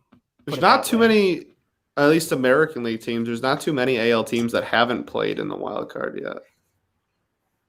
Yeah, we went over this on Sunday. Yeah. Oh, yeah, we did. We ran through the list with Rudy. Yeah, we did. All right, I'm just going to refill my water. I'll be right back. Okay, have fun, John. I got a note from our producer saying Carson playing 1970s baseball. I'd counter with we're playing 1980s baseball, and we won 3 National League pennants playing 1980s baseball. So let it happen, baby. I'm also I'm dead ass going to compile this list of my team, teams most liked to most hated, because I think that's just electric. Who's your 2? My top 2 or my number 2 team? Number 2. I know you're number 1, but Seattle. Who's your 2? Me too. Yeah, because it's mostly because I've always liked Seattle because the jerseys. I think they're dope. Do I have in reach? I do. The emerald green. When I was in back in California in high school, I spent months looking for this hat. Really? Yeah, because I didn't want to order it online because it was also really hard to find online. And I finally found it in a hat shop in San Francisco. And I bought it because I'm like, this hat's dope. I need it in my life. So you want to talk about hats that are hard to find? What I'm looking for is the Cardinals Sunday alternate. So it's the birds on the bat, not this one. And it's navy with a red bill and the red little button on top in a slouch hat. And I have not been able to find one for years now. Yeah, it's tough. When you're looking for a very specific one. Right now, my current hat that I want is I want the Giants their pride flag hat, the one they wore on the field. I want that hat, but I wasn't gonna buy it right away because I understand that there are more people out there that it's not your hat to buy it first. It's not 100%. My hat to buy, but it's been enough time now. I feel like I can start looking for it. But it's also just sold out everywhere still. That being a San Francisco Giants team apparel does not shock me. I was very happy. I'm fine with that too. I'm fine with it because, like I said, I was very happy to see the St. Louis Cardinals in their official team store inside the stadium still had an entire section dedicated to their pride apparel and stuff. Yeah, yeah, and I mean, when it's my time to get that hat, my time to get that hat. But it's definitely it'll be your time. When I find it, I'm gonna buy it. It'll be your time to shine. It's gonna take a while. I'm gonna have to wait until I go back to San Francisco to find it. And I'm fine with that. Yeah, it'll be a while. I get it. I want one real bad though. Goodness gracious. Yeah, so I feel like Fit My Whip says I'm nervous about tomorrow because Scherzer will either be lights out or will throw a clunker. I'm gonna counter. Been a little rough lately. I'm going to counter and say you should be nervous that Scherzer will pitch well, and because it's the Cardinals, we'll find a way to finesse the win. That's what you should be nervous about. That's a fair assessment. I made a joke to Diego that I said I think my most honest prediction is that Wainwright and Scherzer are both going to throw 8 shutout innings pitched. And then in like the 9th inning, Lars Nootbaar is going to get a sac fly. And that is how St. Louis will win. This is true. This is the Cardinals' legitimate best hope is to be scoreless through 9 innings, get a run in the 10th, and then shut it down. That might be the best path to victory. Fair. Scott, we're talking about hats, team lists, a hodgepodge of topics. But on your list, we were curious, who's your number 2 team? Because Diego and I have the presently same one. So mine. My number 2 is pretty entrenched. Yeah, see, mine isn't. Mine. That's fair. The only sport where my number 2 is entrenched is basketball. In no other sport do I have a consistent number 2. I don't have a consistent. I don't think I have a number. Like 2 my number 2 is different today than it was literally like at the All-Star break. Like it's just like wow. It is very, but basketball, the Sacramento Kings will always be number 2 in basketball. That's fair. Because White Chocolate's my favorite basketball player ever. Love White Chocolate. Absolute banger highlight tape. Easily one of the best I've ever seen. My goal is to own every jersey of every team he ever played for. Dude, I have the same goal for Jeremy Lin. Hey, Lin Sanity was the man, dog. I have a New York. Do you have the Toronto 905s? Oh wow, that was lame. What's so up? the present number 2 is for baseball. The present number 2 is the Miami Marlins. That is my current number 2. Really? But again, like at the beginning of the season, is it just like a Miggy love thing, or they've always been up there because of that? Yeah. But it's also like that, like one of my favorite before last year, like the fact that they had never made the playoffs without winning a World Series was like my favorite stat ever. Cool. And I love good pitching, and like the current team is very much like Trevor Rogers is an animal to an extreme. They have literally no offense, but like so like I like their current team. I love his team historically. Like Pudge and Leland both came from there before they were Tigers. Like and Dombrowski and Edgar Renteria, Cardinals legend as well. Like there's a lot of just a lot of ties, between the Tigers. So the Marlins are pretty entrenched in like a pretty consistent top 5 team. I don't think they've ever dropped below 5, but they've been 2 and not 2 and been 2 and depending on but they're always toward the top, and they're currently there. Yeah, I guess Diego, I said that I have my top 2. I think my top 3 is actually like pretty entrenched. I think mine is 2 actually. There you go. You go ahead. Go ahead. Who you got? In 2 and 3? Yeah. So what I said earlier, my 2 is the Mariners. It has been for a while, mostly because I've always liked their color scheme a lot. And then I started coming around on the team a few years back. And when I moved up to Idaho, because we don't have any major sports team, the Mariners are kind of the baseball team root for around here. So I just became more entrenched in the team. And I'm like, okay, Mariners are dope. I like that team. They're cool. Especially this year, it was a lot of fun.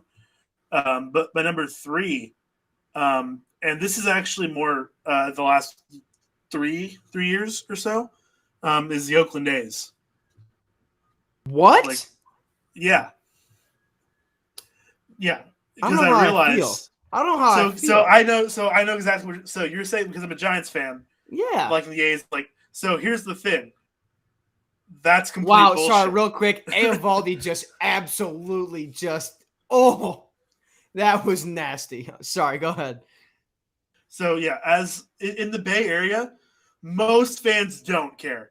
Like literally, it's a narrative from outside of the Bay that most people try to push. I didn't know that. Yeah, a lot of people don't care. And like when I was younger, I'm like, I hate the A's because I like Giants fan. I can't like the A's. And when I grew up, I got to like high school. I'm like, that was dumb. Like there's no reason for me to hate the A's because like they're not in the same division.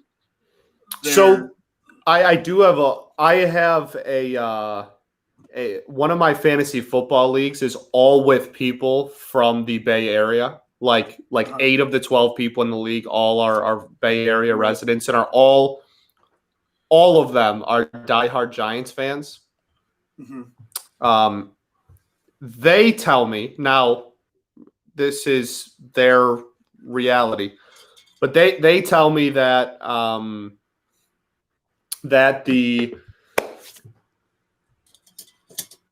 the Giants fans tend to do that, and like Giants fans tend to like be very okay with the A's and like are like, oh, like, you know, kind of like arm around little brother, kind of like I'll cheer for you when you're good kind of a thing, but it is not reciprocated at all. Yeah, the A's hate the Giants. That's accurate. I think okay, that's accurate. That's what all of them have been. I've been in the that's like I've known them all for almost 10 years now, and that's always what they've told me is that the it's the Giants are Giants fans are rather okay with the A's, whereas A's are very much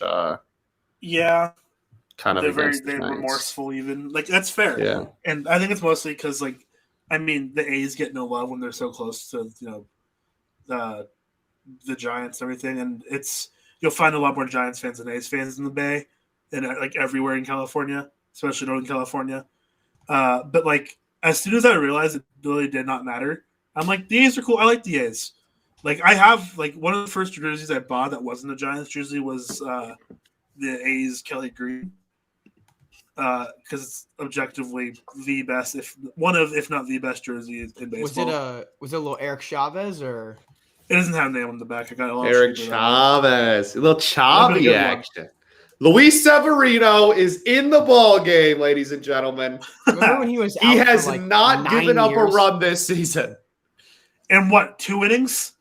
Yeah, it's like 6 or something. That's like saying, oh yeah, dude, Dakota Hudson had a 2.08 ERA this year. Like, congrats, dude, 8 innings.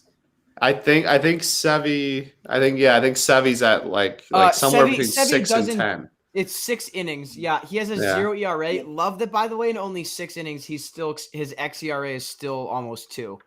So he does have an 8-to-1 strikeout to walk. Yeah, that is good. That's pretty decent. So my top 3, and this is a new development for me. Honestly, like working here, it's kind of given me a little bit more different perspective and just I think appreciating how much I really love baseball in general.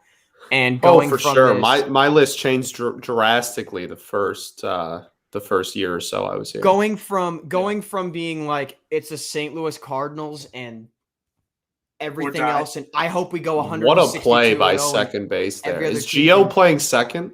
No, it's not DJ. Is that Tyler Wade? No. I think is it? Oh, it's Gleyber. No. All right, that was a nice pick by Gleyber, man. Hey, Scott, raising his elite DRS to -13. Could have been a Tiger. Almost was a Tiger for Michael Fulmer straight up after he won Rookie of the Year. Oh, that didn't happen. Is it? Michael Fulmer blew his arm out and is now a reliever. Yeah, but Gleyber is he a good reliever though? Gleyber Torres. I mean, he had like a 3.5 ERA. Like he's not bad, but Gleyber like, for some reason I thought he turned sixth like a worst really qualified hitter in baseball for like 4 months this year. Oh, I never said either way. I'm just saying like it was supposed to be this huge groundbreaking trade at the time, and then now it's like for a 1-for-1. Yeah, now it's like okay, like neither of them are really like nearly as good as people thought. So I've come to appreciate. And I'd also like I've talked about this on the broadcast like 5 or 6 times, but the Secret Base Mariners documentary locked in the Mariners at number 2 for me, especially like welcome to an ivory. This is a huge ivory tower comment for me. All right. I'm saying it now, so I can't get shit on this for too hard. We talked about the stats of like the Cardinals have won the 2nd most games of any team in baseball, like since 2000 and stuff. And there is something fun about my 2nd favorite team. Like Cardinals have had so much. Who's your second? Have you even said it yet, or are you just like building it up? Oh, okay, cool. I was like, I missed it. No. So I was like, this is a long massive build-up. No. I said it's the Mariners. Got you. That's my fault. We're on the decrescendo. It's the explanation. Got you. He's still talking it up to like 7 minutes. He's just I know. I was like, dude, you could just like say it. And that's why my favorite team, secondary team, is the Guangdong Tigers. So right? there is something like really fun to have your second favorite when your favorite team has had an inexplicable amount of things break their way. It's fun to root for a team that like eternally doesn't. And like to watch that team and like to have it like to watch them like to see the city like get behind them, like that is fun to watch because the Cardinals are kind of always going to have the city behind them. Like to have like to see Seattle coalesce around the Mariners when they go on these like, oh my gosh, are they really going to do it years? It's fun. And that's to me, that's what baseball is all about. And it makes it very easy for me to wish success for them. And my third favorite team is the Orioles because they have a incredible stadium and sick uniforms. Very good stadium. And like they're like the logo, the uniform. The Pirates are pretty high up for me for the same reason. Beautiful. One of the greatest parks there is out there. Easily. And like jerseys, color scheme, like everything about the Pirates. Everything about the Pirates super. The Cueto game. Everything about the Pirates is super cool. Johnny Cueto is forever awesome. Russell Martin better than Yadier Molina should be a Hall of Famer. Shut your mouth. Goes Yabo. Shut your mouth. Yeah, the Pirates are the only divisional opponent that like I don't aggressively hate. Yeah, which like to be fair, if they were good, you probably would. They've never been good. They've been good one time, and they weren't even that good. When they were for like 2 years, they were good. They had a 5-year run where they made the playoffs like what 3 times in a row, 4 times. No, it was like maybe 2 or 3. No, the first time they made the Cueto game was the first time they had made the postseason in like 20 years, and they didn't make it the next 4 years after that. I promise you, that's not correct. I'm pretty sure Scott's right. I think they made it twice, if that. They made 3 consecutive postseasons in 13, 14, and 15. Okay, there you go. We're right in the middle of what I said 2, you said 4. There we go. Fair enough. I said 3 or 4. Get that out of here. I said 2. Whatever. Take your little. He's trying to take the cheapy win. It's fine. I didn't say I took a win. But honestly, if they were even when they were good, I didn't hate them because they had Andrew McCutch, like prime Kutch. Like it was a fun team. Kutch was a blast, man. AJ Burnett weirdly good. Like yes, McCutcheon is somehow become underrated. Some might say because he plays for the Phillies now. Correct. Stink. But no, like I said, even when the Pirates are good, I like the Cincinnati Reds think that we're rivals and we're not, and they're an embarrassing fan base and an embarrassing franchise. And there is nothing I enjoy more than when the Reds lose. Truly. It's funny. Like I think the Cubs I dislike other than the Pirates. The Cubs would be the team I dislike the second least. Like in the division. Yeah. Like the Brewers and Reds just think they're hot shit every year and it's embarrassing. And like, that's so much worse for me. It's so much worse for me than the Cubs. Like the Cubs and Cardinals, it's just a good rivalry. Regardless of whether the teams are good or bad, the games are always great. And that's awesome. But yeah, Brewers and Reds, way more insufferable. Funny enough, you mentioned like your Orioles are your 3. They were my 2 for a long time, actually.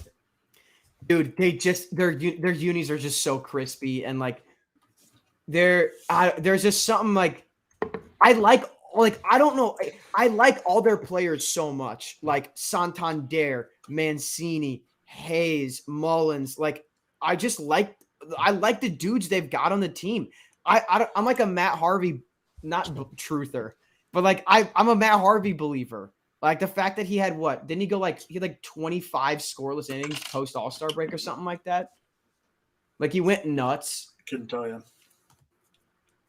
I don't know. It's fun to root for Baltimore, especially with how bad they are right now. Fair. Plus, I think Adley Rutschman is going to be just an absolute animal. Yeah, I think so too, man. Fair there's just something about switch hitters that I love, and the fact that he's a catcher too is just ooh. It's probably the fact that they can hit from both sides of the plate. Yeah, I mean, some people don't find that'd that be my cool. guess. Some people don't find that cool, but how can people not find that cool? I don't know. That's what I'm telling you. That's what I'm telling you right now. I don't know how they do that either. Hitting from one side of the plate's hard enough. Imagine being good enough to hit from both sides of the plate. Lance Berkman should be a Hall of Famer, by the way. Yeah, cool. So we're talking about switch hitters. Don't act like that wasn't Anyway, Scott, what do you got? Scott, I'm gonna just wait for you to make an insanely relevant point to what we're talking about and be like, all right, yeah, whatever that guy said. Yeah, I was going to say no one cares about Lance Berkman. So the AL Central teams, of all these retired 10 straight batters, by the way, the Royals will probably always be last as far as teams I like. They will probably all they're 29. It's just it's just a location thing. I don't like either of them. That's fair. But no. So the Royals thing is like they've only been good once in my entire life, and it like didn't really overlap with ours. So like they won a World Series out of it, right? Which like I hated that team because I hate the Royals, but like that like exactly. Okay, I'm trying to explain to you. Sorry. The reason. wait.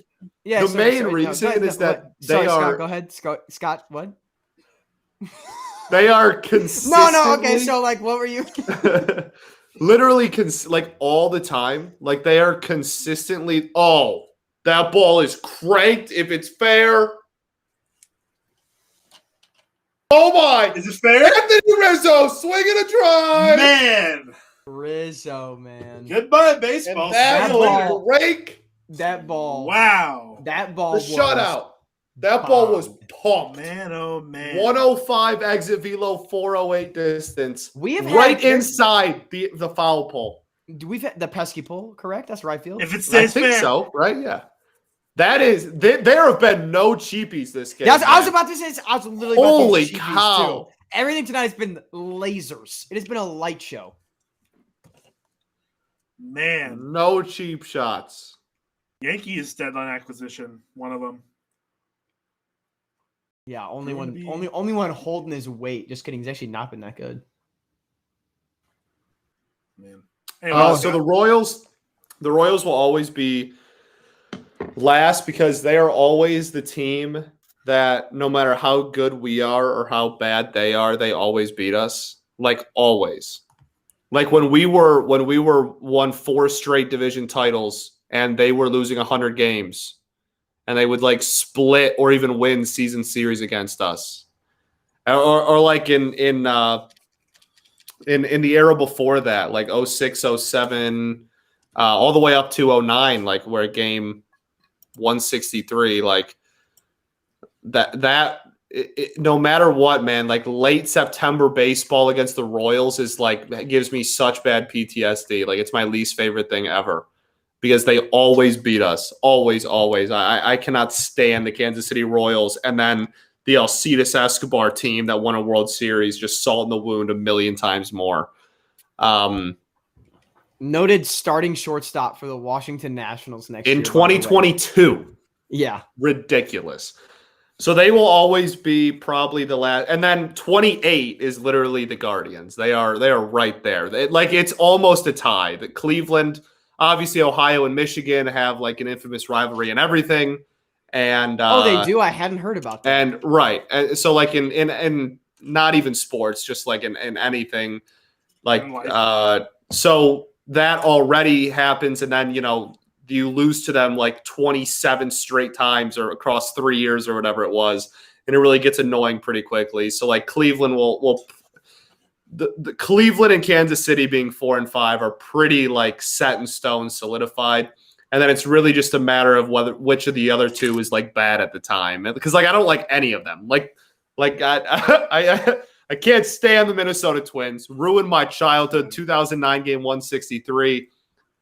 absolute, like, bawled my eyes out. One of the, besides 06, like one of the biggest like heartbreaks of my young life. Okay. So like David Eckstein pack. Ridiculous.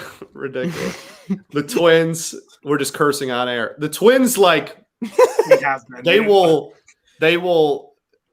like that Mauer Morneau team is just like gross. But then, like, I didn't hate like this past era. Like I didn't hate, but then, like, we weren't good. So like that's like, we weren't good. They didn't their success didn't affect ours at all. So like I guess it might just be part of that. But like I didn't mind like this current era that won the division the last 3 years. Like that was a fine. Like I like Byron Buxton.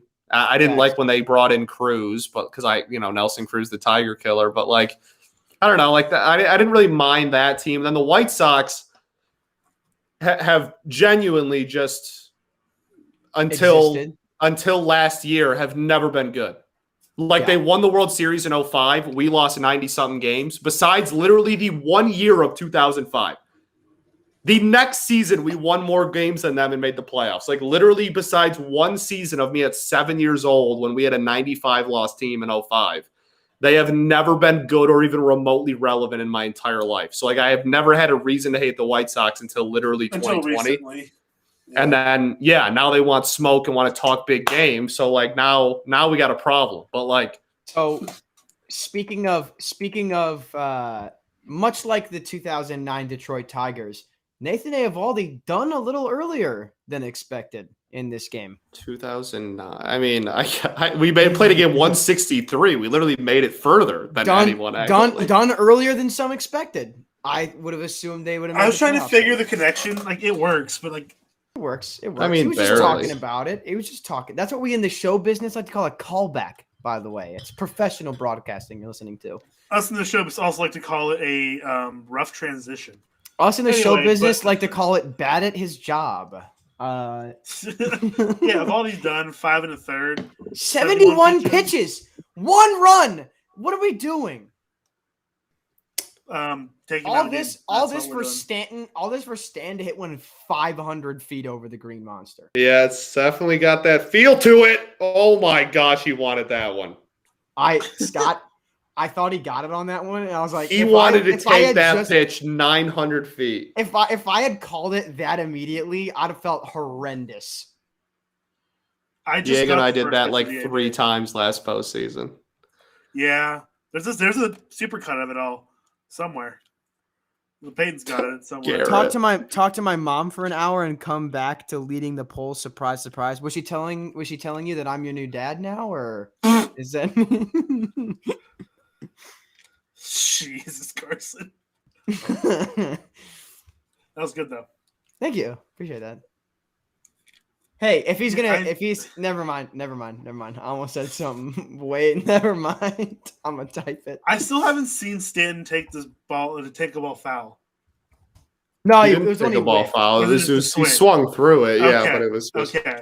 Career at Fenway Park, 390 average, 1140 OPS. That sounds about right. Good Lord. That sounds correct. Oh! That ball's tattooed! No way. It's off the top of the monster. Oh, boy. Oh, I thought. And there's a play at the plate. He got him. Holy hell. I haven't seen it yet. Stanton drops an F-bomb on second base. He can't believe it. Wow.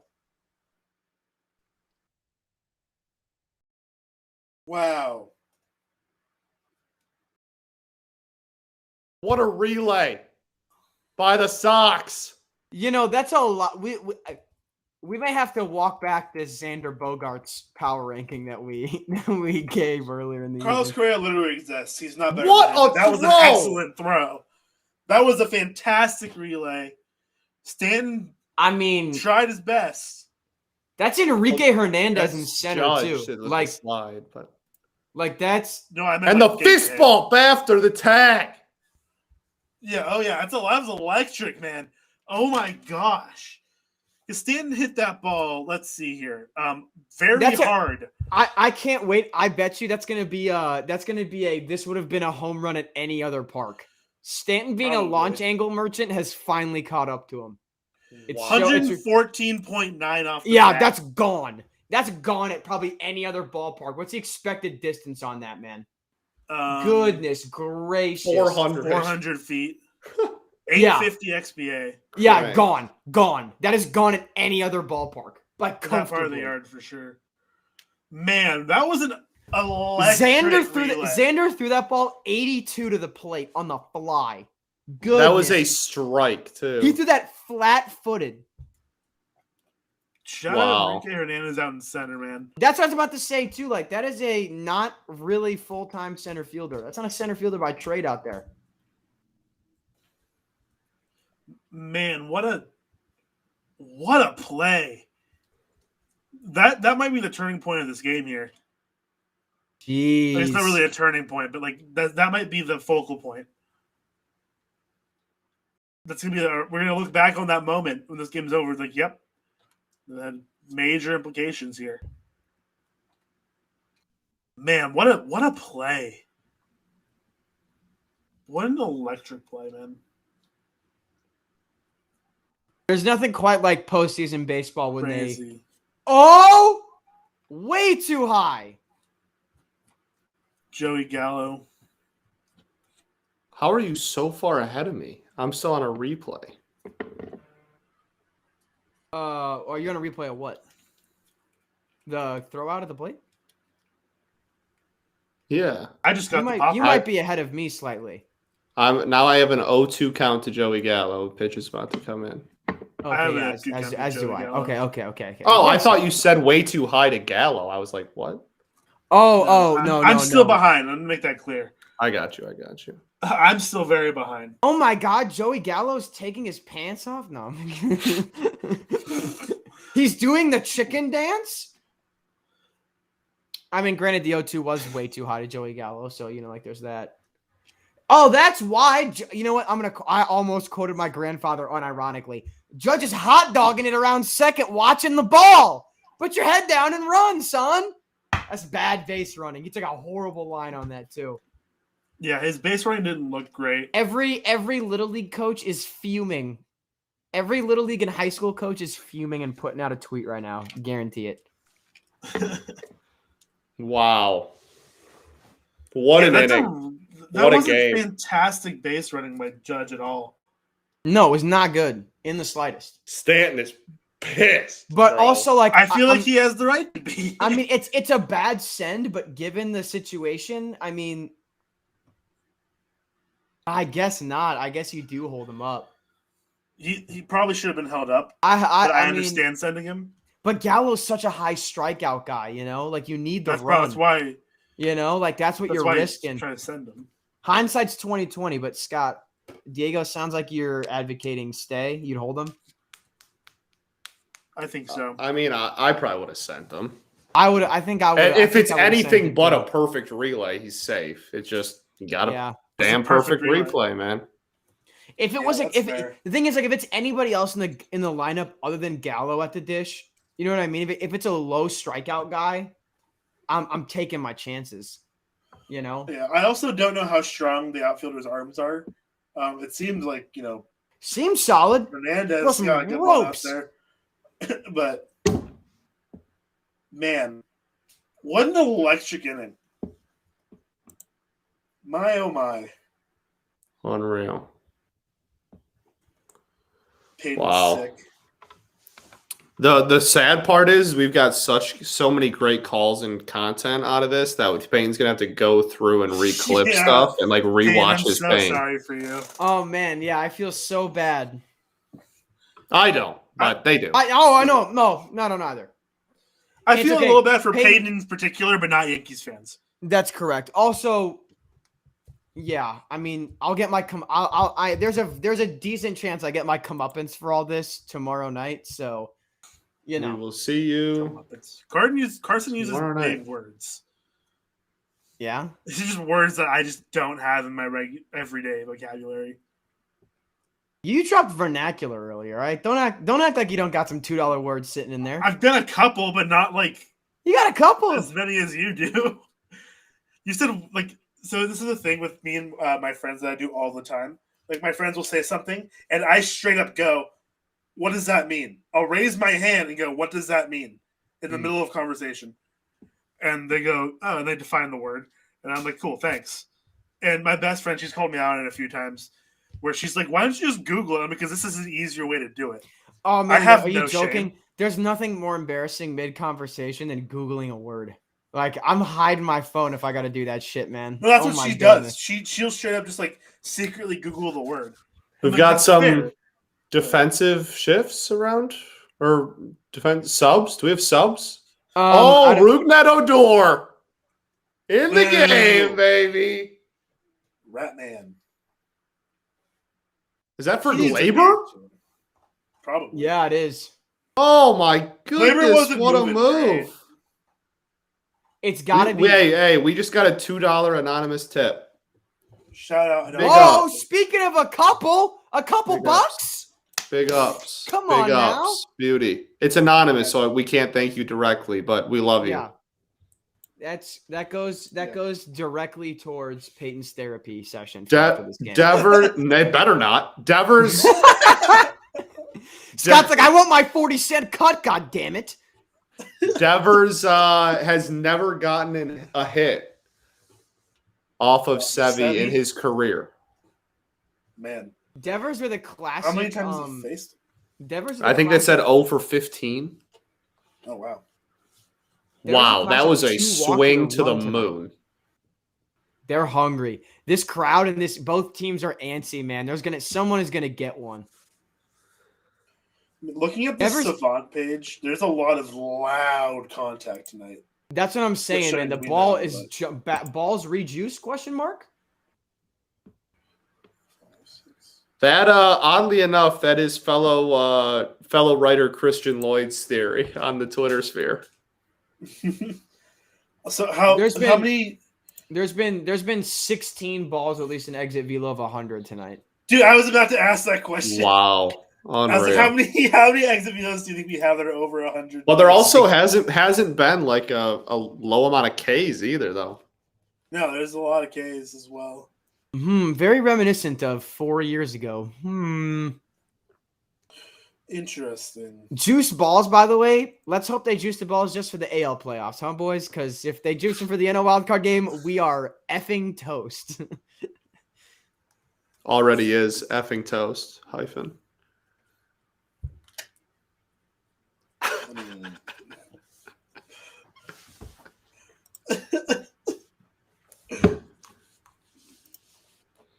Anyway, it's so funny to see Stanton because he's like the DH. It's so funny to see him just like in a sweatshirt in the dugout. And Devers still cannot get a hit off of. Yeah, it looks like he's tweeting on his phone. Designated hitter is such a joke. Gotta watch. Oh, put my sweatshirt on. Get that out of here. You say that as if pitchers don't put the jackets on. Okay, they need to bring that back, by the way. I want pitchers running the bases with that full time again. That was awesome. They usually do if they get on base. Not you. Maybe because the Cardinals play in Missouri, but like, Giants do it all the time. Giants do it all the time. Not all the time because pitchers don't get on base that often, but like when they do. Why aren't they warming Chad Green? Hit my whip. Strong points. Why aren't they warming Chad Green? For real, man. Where's Chad Green? I don't know what the plan is at this point, man. Mariano Rivera is about to get off the golf course with Donald Trump and get into the bullpen for the Yankees. I really don't know what the plan is. Like, do you stick with ride like Sevy? I think you got to ride Sevy, yeah. That's my theory anyway. Fly, like you said, Scott, what are you going to do? Fly Masahiro Tanaka direct. I guess. They have a couple guys they trust in their pen, but like Sevy can give you once they get through 6. I mean, they're fine because then they have like they have plenty of back end relievers. But yeah. So I mean, we're in the 6th, so I guess, yeah. But also, like, there's another thing. They keep showing the career numbers versus Severino. Severino is not the same pitcher where all these guys had been facing those career numbers are coming from. Wow, yeah. He's far removed from definitely took strike 1 for ball 4, by the way. Yeah, that's what it looks like. God, oh man! So they've been announcing, the umpiring crews, and Carson, I'm sure you've seen the umpiring crew for the wildcard game tomorrow, right? I intentionally don't look. Who do we have? Oh, you don't know? Wait, what's the question? Scott, do you look at umpiring crews for playoff games? I usually try not to. I don't want to get nervous. Should I be worried? Do you guys have? Please. Oh, I haven't seen the wild. I've seen the DS ones. I don't think I've seen the wild card ones actually. Let me double check to make sure, but I'm pretty sure. Let me look it up. Because I think if you're talking. Oh, it's curtains. We got Joe West behind the plate. Yep. Cardinals win. Yep. Cardinals win, baby. Adam Wainwright is going to be throwing it 3 inches off the plate. He's going to be getting calls. That's brilliant. Oh, baby. Oh, yeah. goodness. Joe West is your home plate umpire tomorrow. Wow. And yeah, it's because they've been announcing him like the last couple of days, and Angel Hernandez is on the crew for the Giants, whatever that DS ends up being. Yikes. And I'm like, God, why are you giving this man any postseason work? You really shouldn't be. Does not deserve it. Ridiculous. Unbelievable.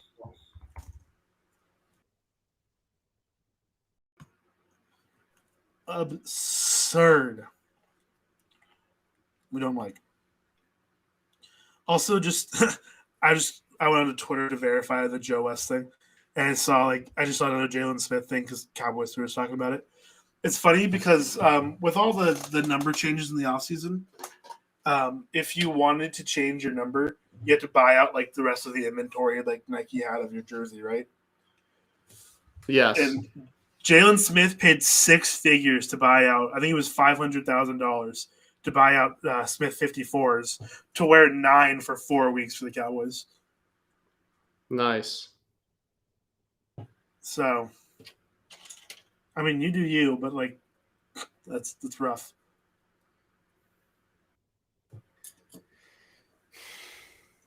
And Sevy.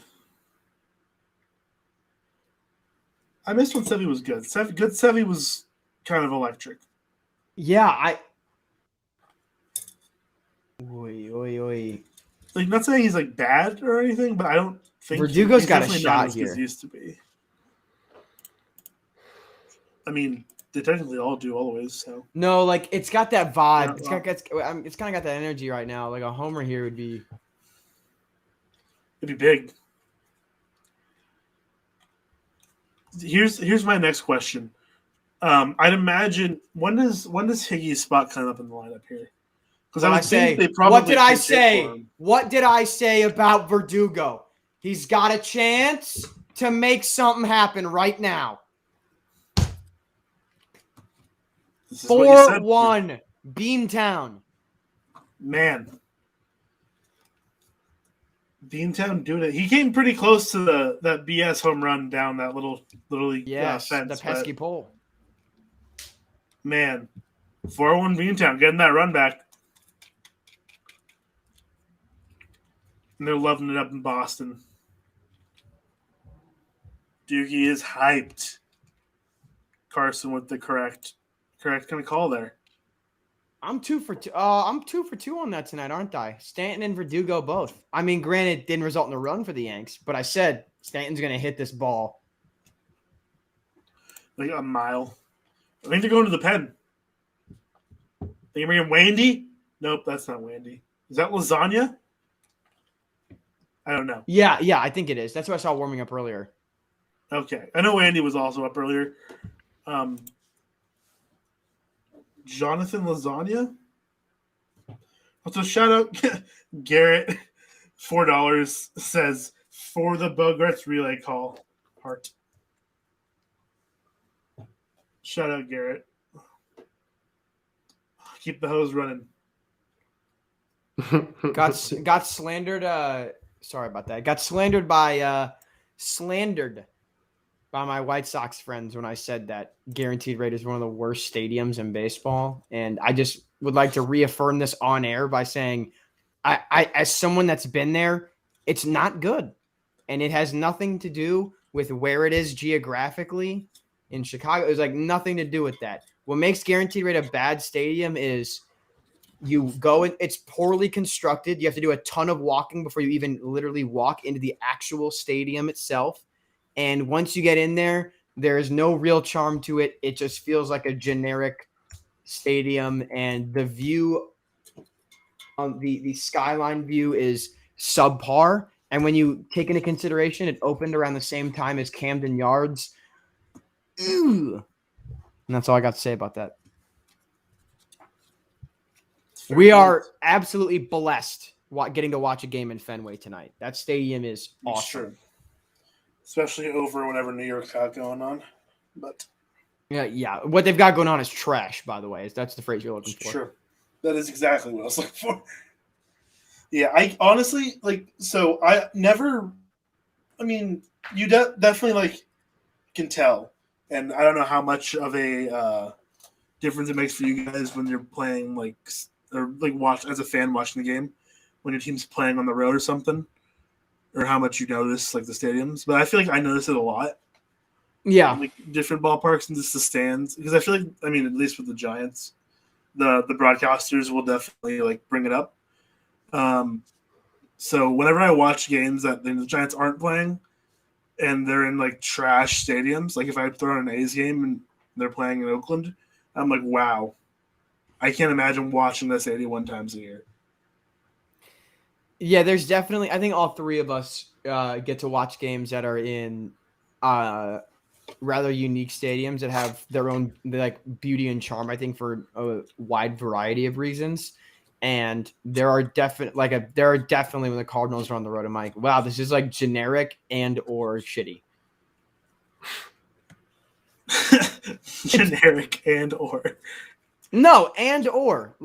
No, I get what you're saying. The Chicago White Sox stadium is generic and shitty. The Cincinnati Reds stadium is not generic, but it's shitty. It sucks. Great American Ballpark is bad. That Steamboat is corny. It's terrible. Woof. Woof is all I have to say to that. Carson has spoken. No, very strong believer. It's just if I were Cincinnati or Milwaukee, I'd be horrifically embarrassed given the fact that you share a division with Busch, Wrigley, and PNC. Those are three of the probably 5 or 6 most beautiful stadiums in all of baseball. 7. Well, from just 5 to 7. Well, you got to include Oracle and Fenway in that. Yeah. Yeah. And then Camden. So that'd be 6. Right? And then that's about it. Is that top 6? Yeah. Yeah, I'd say so. It really depends. In no particular order. I'd say it's Fenway, Wrigley, Busch 3, PNC, Oracle, and Camden. That's a fair assessment, I feel like. And I think you can make the argument for really any of them being number 1. Because Camden, Busch, and PNC have have that retrofit that you're looking for, but it's they retrofitted it based off of stadiums like Wrigley and Fenway. And then how old's Oracle? I guess Oracle's in that argument too. It's how much do you value a retrofit versus Oracle's very much a modern park. But it's got the brick and stuff. It does have brick, yeah. That's what Busch 3 is. Busch 3 and Oracle are really similar. It's a modern stadium, but when you're in the bathrooms, you can tell that it's a modern stadium. But when you're actually watching the game and watching the field, you're oh, this stadium could be 50 years old. No, that's a fair point. Yeah, and I love Oracle. I'm a huge fan. I really want to sit on the arcade, which is the wall and right. Yeah, I want to get seats up there at some point. My girlfriend made my dreams come true, dog. I was Hi Claremont for real. I was 10 rows behind the dugout. was 10 rows behind the Cardinals dugout. Oh my God. Try asking for a ball like the kids do? No, because Diego, we're all at the prime age. All three of us on this broadcast are at the prime age where the people that do that are our age are the just bottom of the barrel scum of sports fans. And it's hard to differentiate that, to like go up to like Edmundo Sosa and be like, hi, can I have a ball? And I think you're a really good baseball player and I think you're really cool. I'm not going to sell this on the internet, and this isn't for selfish reasons. I'm just kind of nerding out right now. Like, oh my God, you had 3.5 like B-War. That's kind of kooky. Like, you know what I mean? Like, I don't have that long. The right player. Yeah, maybe. Yeah. What was really awesome to see. I did not know Travis Shaw was a Red Sox. Really? He's like, yeah. I forgot. What was I about to say? Oh no. I lost it. Yeah, you mentioned more to the right player. They'll be like, oh, heck yeah. We'll just go right there with you. Yeah, that's true. I guess it's got to be. Oh, that reminds me what I was going to say. What was really cool, talking about that friendly conversation. The reason one of the underrated reasons why I was so hyped for the Arenado trade was I knew that Paul Goldschmidt and Nolan Arenado were like really good friends.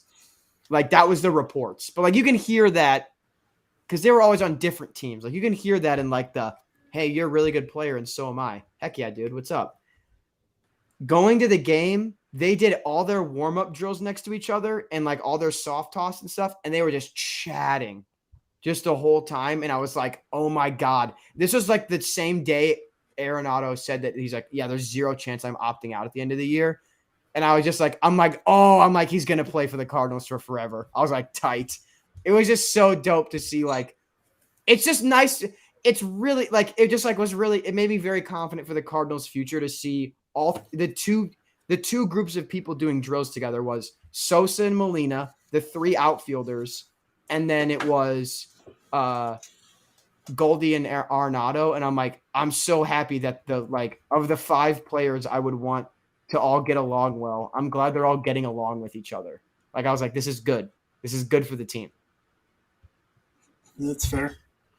Also, I just want to point out that Garrett in chat just says, I'll tell you what a real kook is. Carson. Dub. All right. Like, okay. Thanks, Dom. Okay. Thank you. Thank you. I sound like those girls on Twitch when they get like $500 donations. And they're like, oh wow, thanks. Whoa. Wow. Man, this dude also throws gas. This game's playoff atmosphere is not quite as potent as it was a couple innings ago. Certainly not. Yeah. This game feels like it's come to a halt. But wow. We got a $4 donation from Garrett for the Bogarts relay call. Yeah. Didn't you say that earlier? Beauty. No, this is a different donation. Oh, okay. I brought it up already. Oh, yeah, Diego did. Garrett, ridiculous. Oh my goodness. So ridiculous. Hey, you know what's funny, Garrett? My Twitch is linked to my Discord. Go through and look who I sub to. It's Diamond Digest and Noel Miller, and that's it. Who? He's like a comedian. He's like a podcast and stuff. Garrett's something else, man. This would be a great Heartthrob Bob 3-run dong to just put this game out of reach. It absolutely would be. You would love to see it. By Noel Miller, a huge dub. See, Garrett, I have Garrett, you can't see it right here off camera. This might make Garrett stand me even more.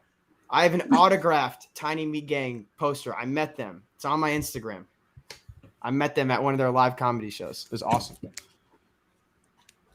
Those are a couple 5'8" brothers. Nice. Aaron Boone. Okay, Aaron Boone just actively looks like he doesn't want the job either. Like he's doing the kid waiting outside Diego, no, you're behind. He's doing the kid waiting for his mom at the middle school bus stop. Like, please, no one look at my acne, or I'll jump off a bridge. He's just doing that, and I'm like, dude, just don't coach this team anymore. Also, are these the Yankees, the Bronx ones? Are those their postseason sweatshirts and all that? Gotta be. Yeah. Okay, that's fair. I gotta go look at all of those because, usually they're pretty good. I think when they do them, but sometimes they kind of stink. Like this year, I have a feeling they're not going to be fantastic. Postseason.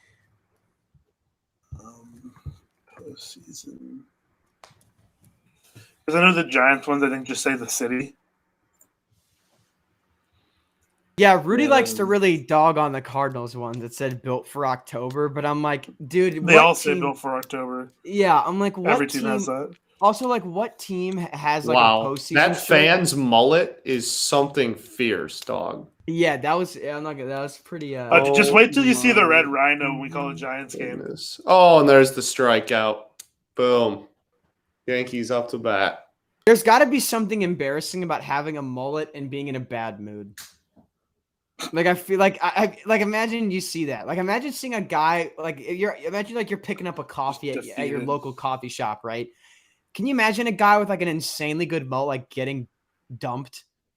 He's just sitting there head held, head down, and then you just see him be like, "Oh my god!" Can you imagine he does this? He goes, "Hold on."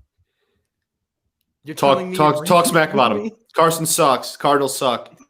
Hey, my headphones are right here. I heard all of that. Suck an egg, buddy. Carson, I was gonna say, you can low-key do it yourself. You have the hair in the back. I definitely could, yeah. I'll put it this way. All out. I'll say this: if the Cardinals win the pennant, I will do a stream. I'll do the World Series with the hair down and out. I was just thinking you a mullet. We don't have to worry about that. Okay, Scott. Okay. You should get a mullet, Carson.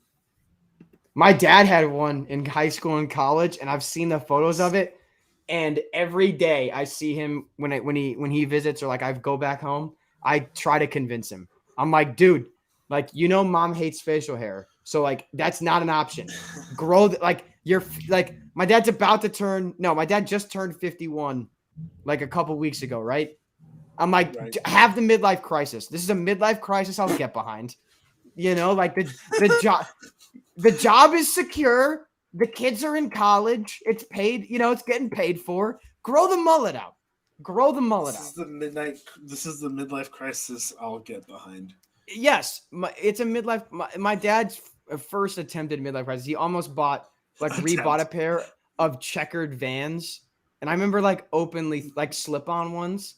I remember openly threatening him with I will buy you a skateboard and make you learn it if you buy these shoes at this age. I'm not having you wear them. I'm not having you put them on if you don't know how to you got away with it in the late 80s bro? No, he got away with it in the late 80s because he went to grunge concerts all the time and was just perpetually dirty. I'm like, you don't get to do that anymore. You're a dad with 2 kids now. Come on now. Fair. I just want to see what every other city, team's postseason whatever says. I'm struggling to find them without going team by team because I kind of don't want to. Ours says F you on it. Nice. Sick, bro. Banger. A banger. All Christian Vasquez in to catch. Oh, wow. And Tanner Houck. Boston's just says Fenway. That's so lame. Yeah, that's not great. I found them, by the way. Now I'm just going through them. Oh, somebody just threw a water bottle onto the field. Boo! Don't do that. The White Sox just said South Side, also kind of lame. Yeah. Well, the White Sox are lame. They can't help it. Atlanta's is just ATL. Like that's super lame. The Cardinals is the Lou, which I don't hate. The Brewers say Brew City, which is see what I mean? I think if it's city related, it's fine. The Dodgers one just says Los Angeles. No, it's got to be the nickname. Like if it said city of I can't say city. The H down for Houston, like that's fine. That's good. That's what I mean. If it's your city's nickname, it's fine. Like the Giants, like theirs say the like city. That's why I like the Pistons. That's why I like the Pistons City Connect so much. It says Motor City. Like Motor that's like City. It's an easy example right there. Hey, Pistons. I like Pistons, Pacers, jerseys about cars that are good. Bam. Are there other jerseys about cars? The Pacers City Connect is Indy. Like one of their first ones is Indy. It's usually like Indy 500 Incorporated. I meant besides really like good. Those two though. Like, are there other teams that have jerseys about cars? Because I don't think there is. Not that I can think of. Yeah, Tampa just say Tampa Bay. These all suck. What does Tampa have? Tampa's, it'd be sick as if Tampa put Montreal Expos on their postseason hoodies. That would have been the move. Look, here's the thing, because Boston's just at Fenway. Like if you have Tampa Bay say like the Trop or something, that'd be cool. Yeah, that would work. That'd go kind of hard. And Wander Franco is daddy. Put that on a hoodie for Tampa. Oh, I'm sure it exists somewhere. In Diego's dreams, it exists. What do you mean dreams? It's not mail as we speak. Yeah, what? What do you mean? Wander Franco's on the couch right behind me. What are you talking about? Wander, big Boise, Idaho guy. Hey, why does that feel like such peak Tampa Bay Rays though? Like finding out Wander Franco just lives in Boise, Idaho in the offseason. Like I just would believe that because it's the Rays. He's like, yeah, a guy that I know, his cousin went to like Boise State, and I was like, wow, I like it here. Like I'd be like, all right. A lot of people do that. You would be surprised. But yeah, like, what was it? It's funny because Boise gets mentioned in a lot of stuff when people want to like use a city that's recognizable enough, but also like no one cares about. People will use Boise. Like I remember in The Office, there's an episode where Andy's talking about him getting trucked into a timeshare, and they use Boise as the city example. I'm like, why? What do we do to you? Nothing. I think that's the problem. It's fair. Yeah, where Boise, the greater Boise area, is the largest growing part of the country, city in the country. Really? I wasn't Boise shocked, Meridian. Actually. It's everyone moving up from California down from Washington. Wow, great tweet from I'm not going to say this username, but smile if you would blow a big game in the playoffs. And we've got Mr. Garrett Cole, the Cardinal doormat himself, Clayton Kershaw, Steven Strasburg, and Aroldis Chapman. Nice. Love it.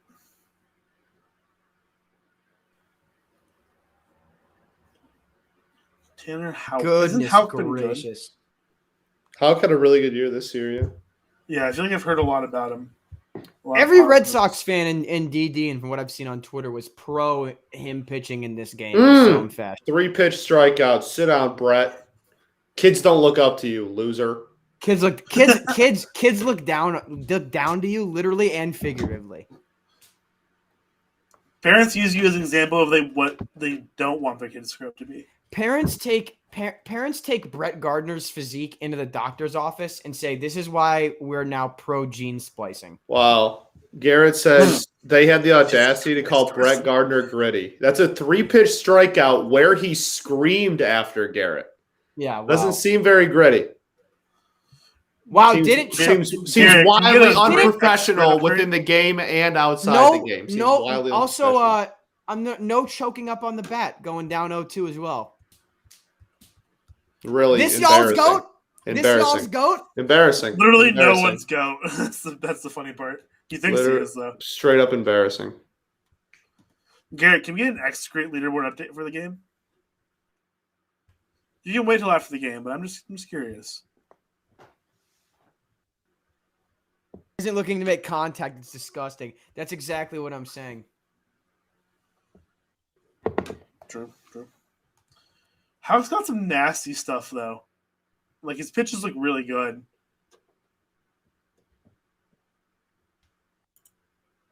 I haven't watched much of him, but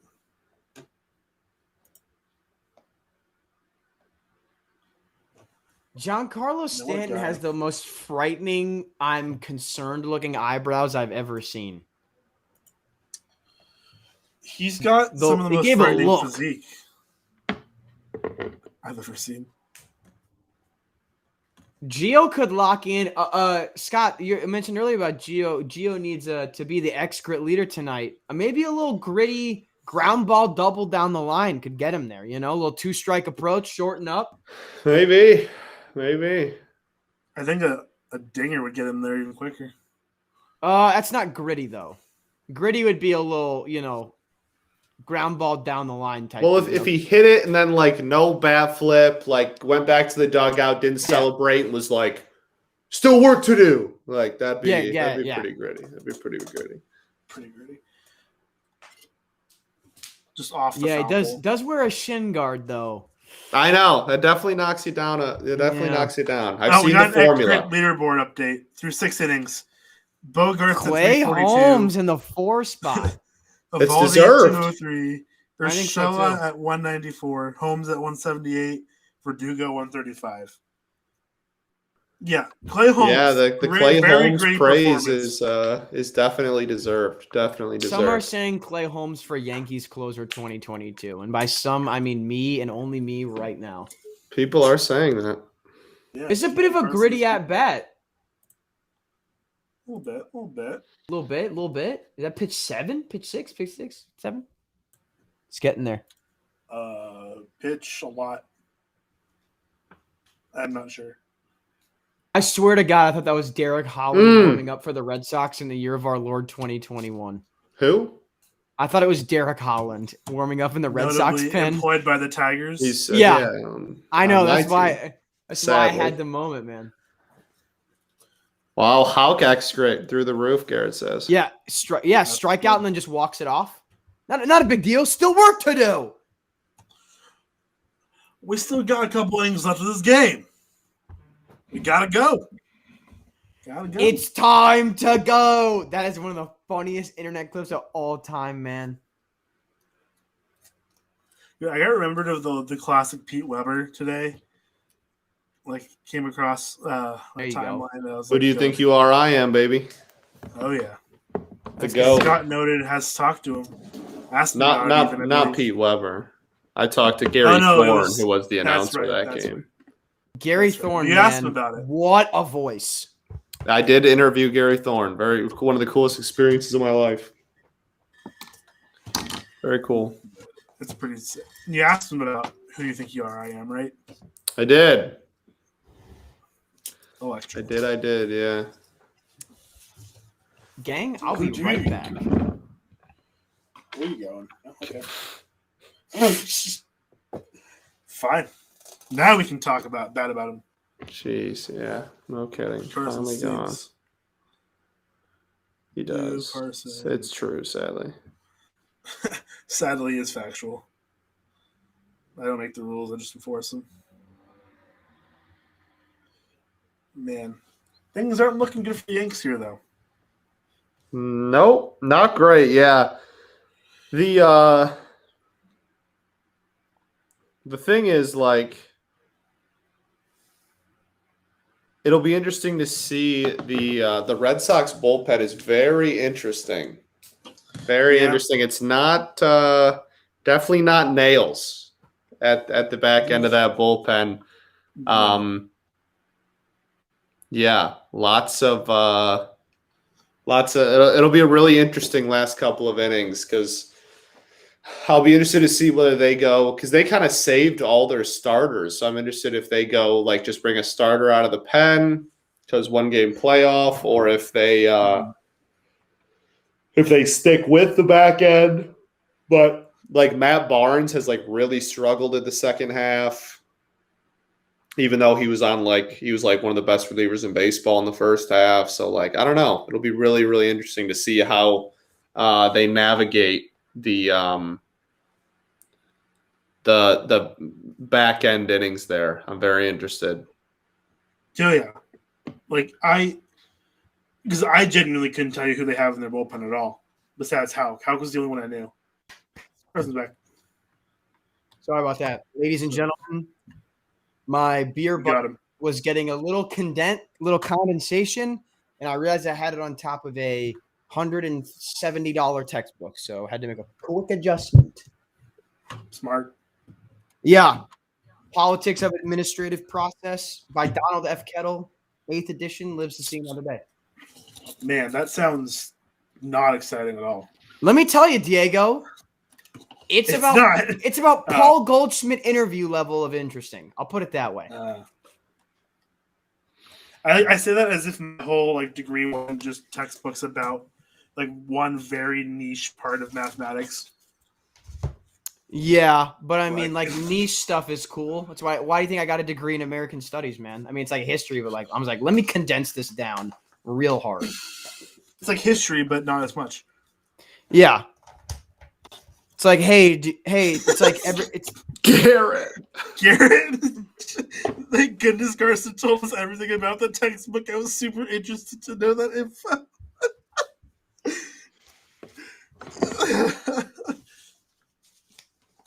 Garrett's gonna go get his own copy tonight, right, Garrett? I mean, like, you know, maybe some of us have like a referral link, you know. Link in bio. Yeah, dude. Welcome to the bottom of the 7th. This happening is actually sponsored by Pearson Textbooks. Go ahead and use my code. Yes, I'm actually 5'8" and get 15% off your order. Yes, I'm actually. Use code HighClaire and get 30% off of your order. You know what? If we ever finesse an actual sponsorship for this shit, I will actually use that. Make our just code is high, not Diamond Digest. Nope. Or like no. Something. Just HighClaire. Sorry, I mean, like, Garrett, I appreciate you saying our cards. Like, we can go over the general schedule of the federal civil service system if you'd like. Like, we can go over that. I don't want to. You know, if we were ever to get a sponsorship for this, if we had a code, it would be swing and a drive. When? First of all. Secondly, why not go baseball? Swing and a drive. That's fair. But swing and drive is more electric. It depends on what it is. If it's this specifically, I think it is swing and drive. No, if this was textbooks, it's for sure going to be go baseball. There's nothing electric. I was plugging text. Oh, I'm not saying it's textbook. I'm just saying if we ever get sponsorship. Doesn't have to be textbooks. Could be. Man, that pitch has some run on it, dog. I'm convinced Lasagna's got a nasty slider. Lasagna's got some good stuff, for sure. Hey, good thing Lasagna wasn't pitching yesterday, am I right? Am I right or am I right? That's a Garfield joke for everyone. God, I'm unfunny. True. Very true. God, I'm unfunny. Like, I will see myself out. So I already did, like a half inning ago. Yeah, real cheese, move in silence, like lasagna. People say I'm borderline crazy sort of kind of. Who sings that? Keep it that way. Shut up. Hey, Scott. Hey, Scott, buddy. Hey, Scott. Point still stands, jackass. Yeah. Lil Wayne's my go, baby. He's a hit maker and like a taste maker too for like a good decade. A good decade. It's a long time. Yeah, bro. It's like approximately 10 years. I don't think it's approximately. I'd say it's probably exactly. Well, we said it was a good decade. So it doesn't necessarily mean it was exactly a decade. It could be close. Who knows? Time's irrelevant. Time's made up. Carson just gave me a look when I said that. Wow, man. Schwarber just... Oh, Lordy. They just showed the replay of that. That was ridiculous. Mm-hmm. Schwarber.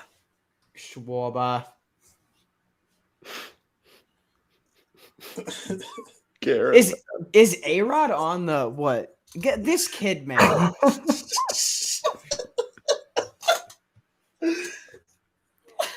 Dog. Oh. It's just so unprompted for no reason. So funny, dude. You know the worst part is, this two-faced little rat is gonna turn around tomorrow and be like, "Oh, isn't Tommy Edmonds so good, Carson?" Shut up. You weren't here. You weren't here in July when we were 4 games under 500, buddy. Get out of here. I'm just kidding. I love you, Garrett. I love you, Garrett. Garrett's the GOAT. Utah legend right there. Legendary Utah man. Leadoff hitter's career home run. Wow, that's great. Thanks for telling me about Mickey Rivers, dude. I appreciate that. Mickey Rivers the dog, bro. Yeah. Let's play my favorite game. Does he have more career WAR than Ryan Howard? Oh, we got to get some snot rockets out there. It's likely. Mickey Rivers, more career WAR than Ryan Howard. I've never heard of this dude in my life. Maybe I should have. He had 70 stolen bases in 1975. Or 75, excuse me. That's not a bad year. This is nuts. Some would say it's good. He OPS'd 690 and had a 103 OPS plus. Bruh. Love that, man. That's absurd. I did not even know that was possible. We had who was this? Cole Calhoun. Cole Calhoun has more career WAR than Ryan Howard. Learned that. There's like a lot of people that have more career WAR than Ryan Howard. Scott's favorite Cardinal of all time has more career WAR than Ryan Howard. If you say his name, so help me, I will leave this stream. That's so tempting. You have no idea how tempting it is. No, he will. He's done it before. Are they going to pull him? Probably. They've got to. They have no choice. It's a 3-run game. Wow, they're pulling him. Go to the pen. They can't give up. Who's the righty up? He just called for the righty. Who's the righty? Is it Chad Green, maybe? Is Chad Green a righty? I think he might be a lefty. Look at those tattoos, man. That's kind of crazy. It might be Chad Green. Yes, it is. Tattoos are whack. Big tattoo fan. The all-time leader in home runs between the Red Sox and the Yankees. Playoff goes back to the 1918 and held by Barkin Bart Howard. Who was jeez. Dude is something else. Man, Jared pulling out all the facts. Barkin Bart Howard. Rip, man. Yeah, seriously, man. Rest in peace. The dog. All right, I will be right back. Okay, have fun. Here's the thing. Is that should we? I honestly would like to suggest that we use that Ryan Howard line, because here's the thing: if you have more career WAR than Ryan Howard, I would consider if someone told me you have 15 career WAR, I'd be like, yeah, that was solid MLB player. Good career. Good career. Yeah. Can we create the Ryan Howard line? I'd like to propose we create the Ryan Howard line. If you're above Ryan Howard, you had a good major league career. Honestly, I kind of like it. I dig it. Because Diamond Digest metric. Diamond Digest metric, right? It's no X grid. Don't get me wrong. It's no X grid. Absolutely. But I think the Ryan Howard line, that feels like a contribution that I can make. The Ryan Howard line. It's like the Mendoza line. It's just the Ryan Howard line. Yeah. The Ryan Howard parallel, if you will. The what's like another the Ryan Howard Quasar. There you go. Quasar. Now I'm just using words. It's just that's the cutoff if you had a decent career or not. If you were, I mean, there are exceptions, but the respect for X grid in this stream is what sets you apart from the rest. X grid electric stat. Garrett, I don't think you understand. It's not an appreciation. It's an understanding of higher knowledge that we possess.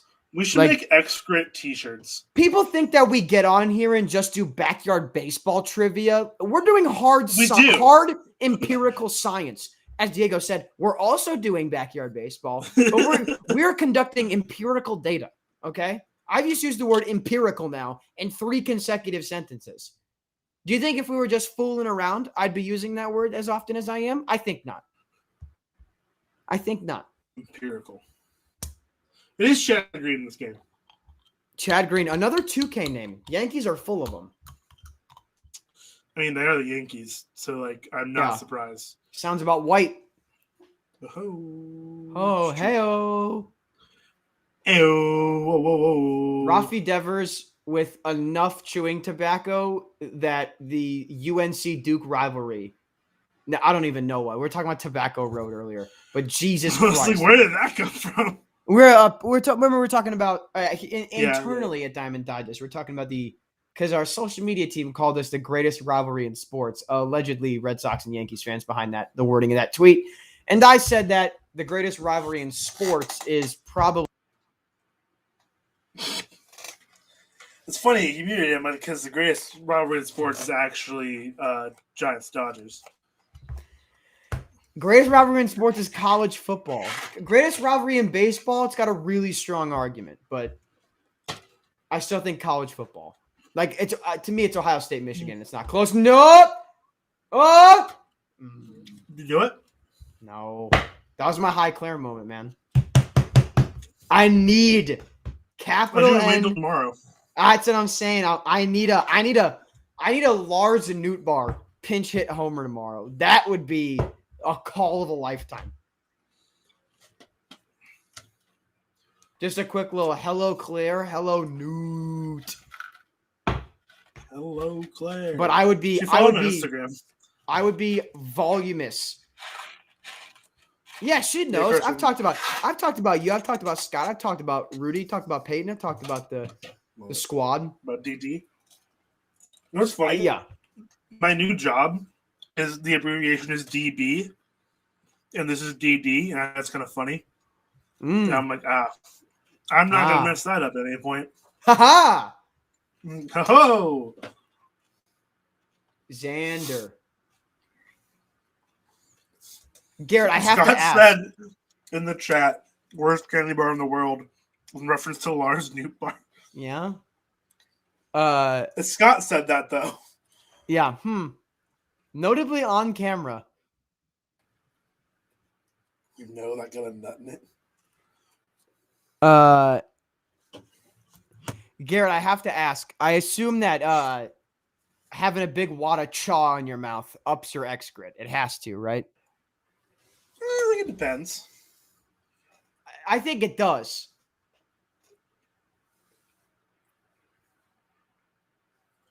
We'll see. Some say based in science fiction. Yeah, if I'm ever back in Salt Lake, I'm gonna come find you and hang out. It sounds like a threat. And next time I'm in Salt Lake, I'm gonna find you. See, Garrett said massively. I agree. I mean, chaw's definitely gross to witness in person, but chaw. I want to make it back to the Salt Lake eventually. I was there, in February. How far out are you? Can't be that far. 5-6 hours. Oh yeah, 6 is my cross. When someone says it's a 5-hour drive, I'm like, that's doable. That's my crossover. When it gets to 6, that's when I'm like, ooh. Oh, because I was there over spring break for 4 days, so it was doable. Me and a couple of my friends went. I'd saw chicken wings as a maybe, Garrett. Hey, chicken wings bases loaded. Love chicken wings. Bases loaded? I haven't gotten there yet. The 3-0 count. You're about to watch ball 4. That's what I said to your mother. Wow. Aaron Judge was literally halfway home when Xander had that ball touch his glove. That is embarrassing. Judge isn't exactly the fastest person in the world. But yes, Garrett. You meet Gracie's Pub, shots, drinks, chicken wings. Yes. When I was there, the bar that we went to a couple of nights in a row was Keys on Main. It was an electric place. Big fan. It's just a bar with dueling pianos, and I took song requests. Garrett coming to McShane's in downtown Detroit, sadly.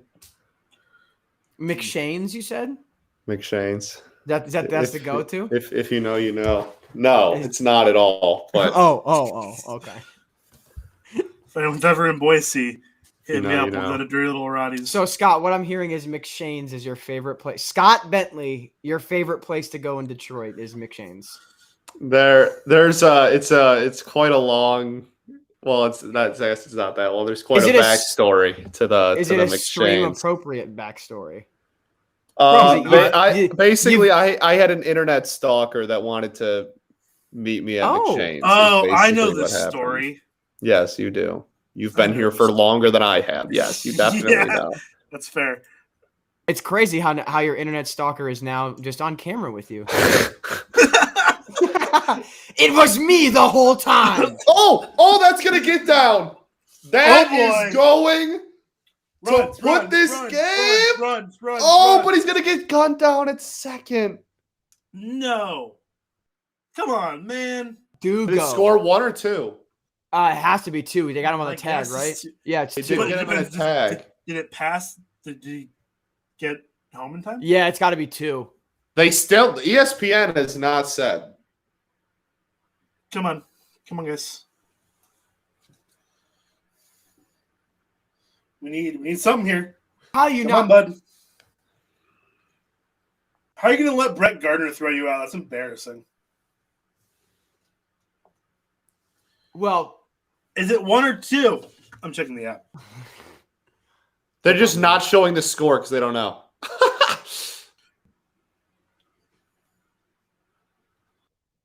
My guess is during the half inning is when they'll do the review and figure out exactly how many. Bob Gibson on the little outro sequence there. That was nice. Bobby Gibb, legend, man. I don't know. Dude, if his jersey wasn't $400 in the Cardinals team store, I almost got one, man.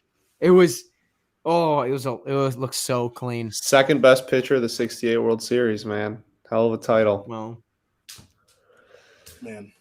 I mean, like, electric. The homer in me so bad they would say greatest pitcher of all time because, like, I've got an argument. I mean, you certainly do. I'm just 68 World Series specifically is my only take. Like career-wise, absolutely. Like he literally is probably the reason the mound got adjusted. Like he is. I don't think that's he is. He straight up is not even. Like, I think there is definitely a massive argument for him being. People forget that Bob Gibson, as a 36-year-old, had a 5 homer season. By the way, that's like such a fun stat for me. Like when he was just like a scrappy veteran, kind of hucking it. Well, I say scrappy veteran. He had a 2.46 ERA, but like at 36, he doesn't have to be hitting, but he's still just hitting absolute tanks. Yep. He was the man for real. Absolute legend. Rest in peace, Mr. Bobby Gibson. Senor Bob Gibson. Great. People don't know that one of his nicknames. I pulled up his B-ref. I forgot that one of his nicknames was also Hoot, which is just like such a class. B-ref nicknames are hilarious. Dude, we need to bring back like those random nicknames. You go back to a player in like the 40s. Oh, the 1800s, bro. They were wild. Yes. Dog. Bumper McFiddlesticks. Yeah, like, dude. what? It's the best, dog. It's the best. Man. We still do not have a scoreboard. Estavos in the chat says it's 2. That. 2 runs. Oh, they're bringing in Robles. Oh. Also pointing to the sky, thinking it's a pop-up, but it's actually a homer. Soon emoji. Soon. Dude, that's huge though. That makes it a 5-run game. Like that is a big run. Out of a swing. Yeah. Like out Verdugo, of a swing reach. if Verdugo for sure should have tried to get in like at least a little bit of a pickle, just in case. I mean, it's a little late for him. Yeah. I mean, once you see that throw, I'm immediately probably.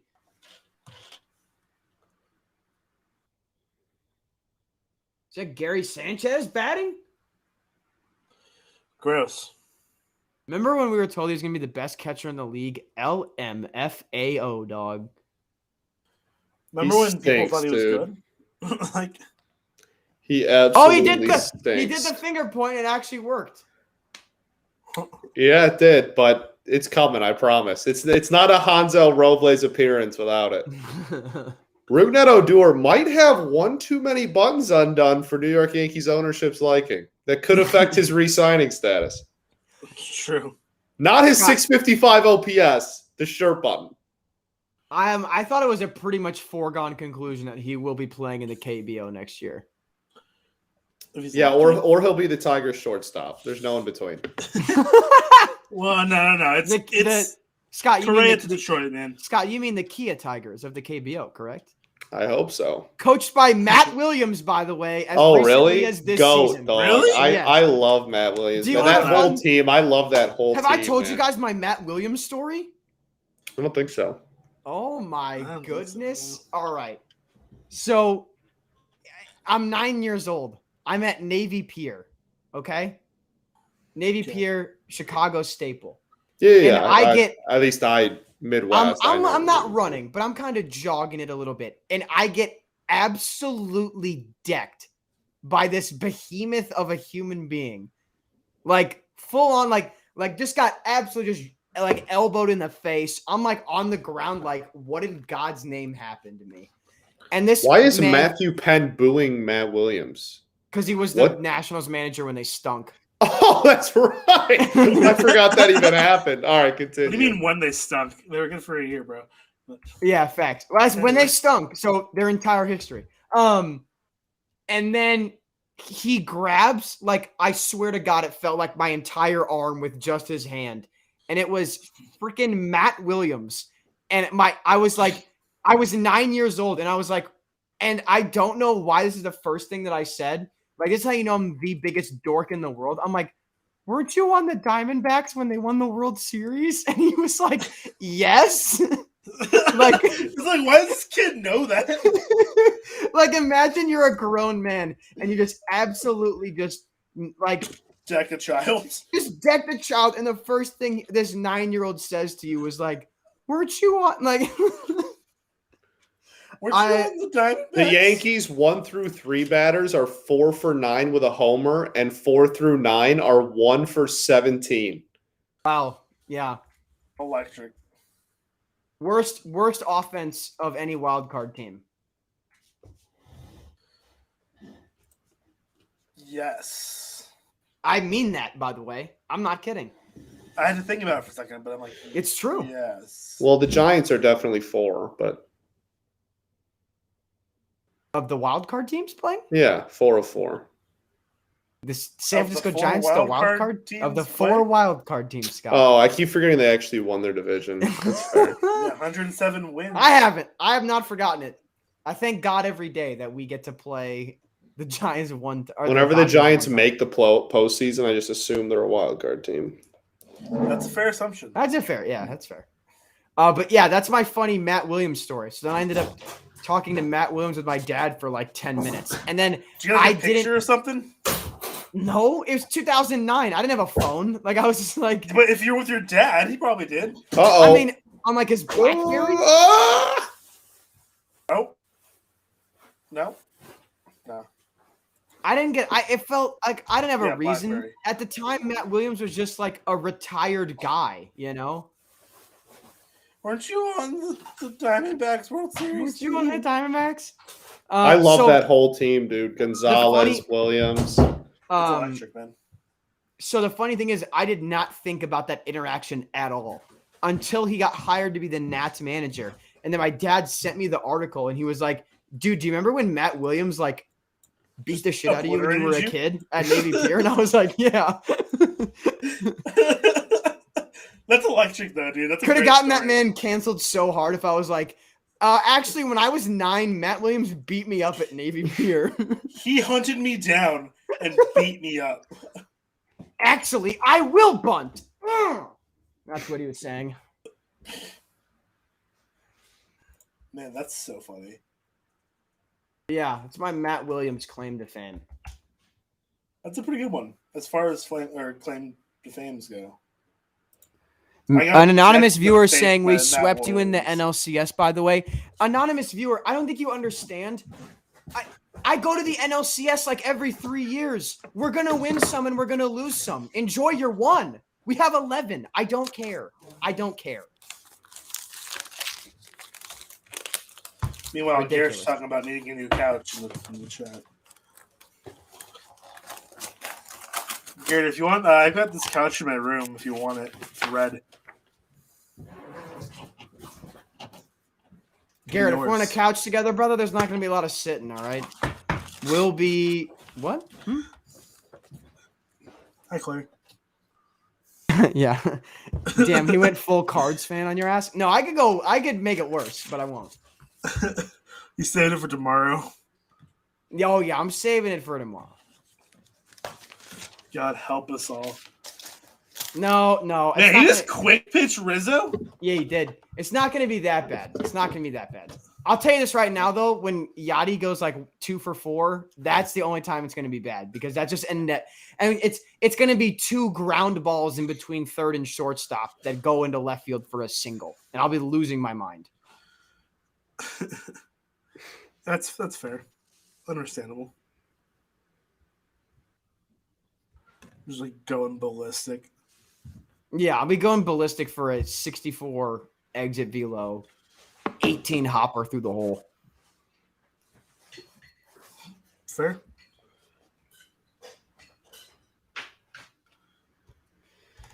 Man, we're going bottom 8? Also, sorry, I want to apologize real quick to absolutely nobody. The double champ does what? That'll be me tomorrow.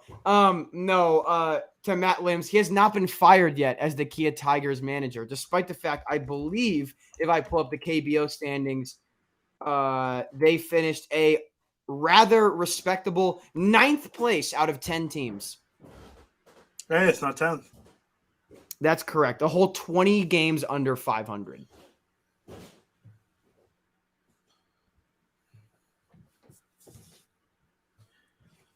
Love it. Wow, sorry. Just nothing like a cares plus ratio about a team shifting. That's peak Cardinals fan. Garrett's making fun of me. He just ratioed someone about shifting on defense. That is peak Cardinals right there. No, it's just peak Garrett. Yeah, it's just Garrett's existence, man. Shout out Garrett. For real, dog. The GOAT. Goated. Trying to think, who do the Yankees bring in here? Are they going to keep Brett Gardner? Korea? Yeah, Brett Gardner to pitch. Yeah. Aaron Boone. Aaron Boone. Quit your job in dramatic fashion. Put like Giancarlo Stanton on the mound, and like you have to forfeit the DH in that process. Is the funny part. Yep. Yeah. Yes. Forfeit the DH in the process and just go nuts with it. like wait for Stanton to throw his first ball. And then get out there and just start like unbutton the jersey, like just pull like was it Lloyd McClendon? Who's the manager that was it Bobby Cox? It was either like Lou Piniella, Bobby Cox, or Lloyd McClendon that they just took their jersey, pants, and hat off. And just Lloyd McClendon did the jersey. I don't think he ever did the pants, but Lloyd McClendon definitely took his jersey off. Justin Turner's playing third base, by the way, Stavo, so there definitely will be some ground balls getting through. The only thing that it's not even worth my time. Not even worth my time. No, it doesn't not matter. even worth my time. I'll save it for tomorrow. Michigan ranked 9th this year. Currently, yeah. Well, currently, almost like the Big Ten's better than the SEC, and I've been saying that for years. But what are you gonna do? I don't know about that, but I mean, we have 5 top 10 teams, do we not? I don't think that's true. We have at least. I stopped paying attention to rankings. We have at least 4. We have at least 4. State's 11. There it is. Okay, so they're close. A win and they're in. Maybe. Yeah, October 30th. It's going to be crazy. This Saturday is going to be nuts. It's the only reason I'm not going to be on the broadcast for the first part of the ALDS and NLDS, man, because it's Penn State. Penn State's coming here. Woo! Also, Rudy's not going to be on the broadcast. He's also going to be there, isn't he? That's correct. Hell yeah. Iowa, by the way, still 0 first place votes in the AP poll. Disgusting. Aren't they ranked 4th? Okay. I mean, they're ranked 3rd. I mean, Bama should unanimous. I want to vote. I want the respect. Well, wait for Bama to do something, or you guys to do more. One of the two is going to have to happen. Bama's shown no reason why they shouldn't be won unanimously yet.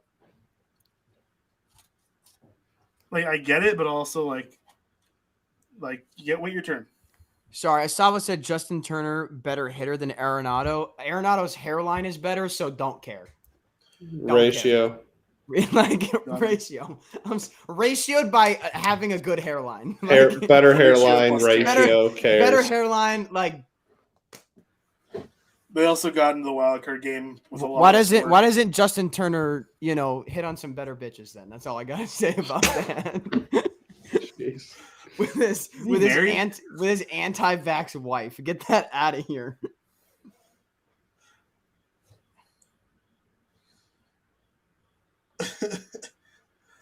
I'm pretty sure he's married. Has a whole ass kid. Feel bad for that kid in the future. He's gonna be bald at 25.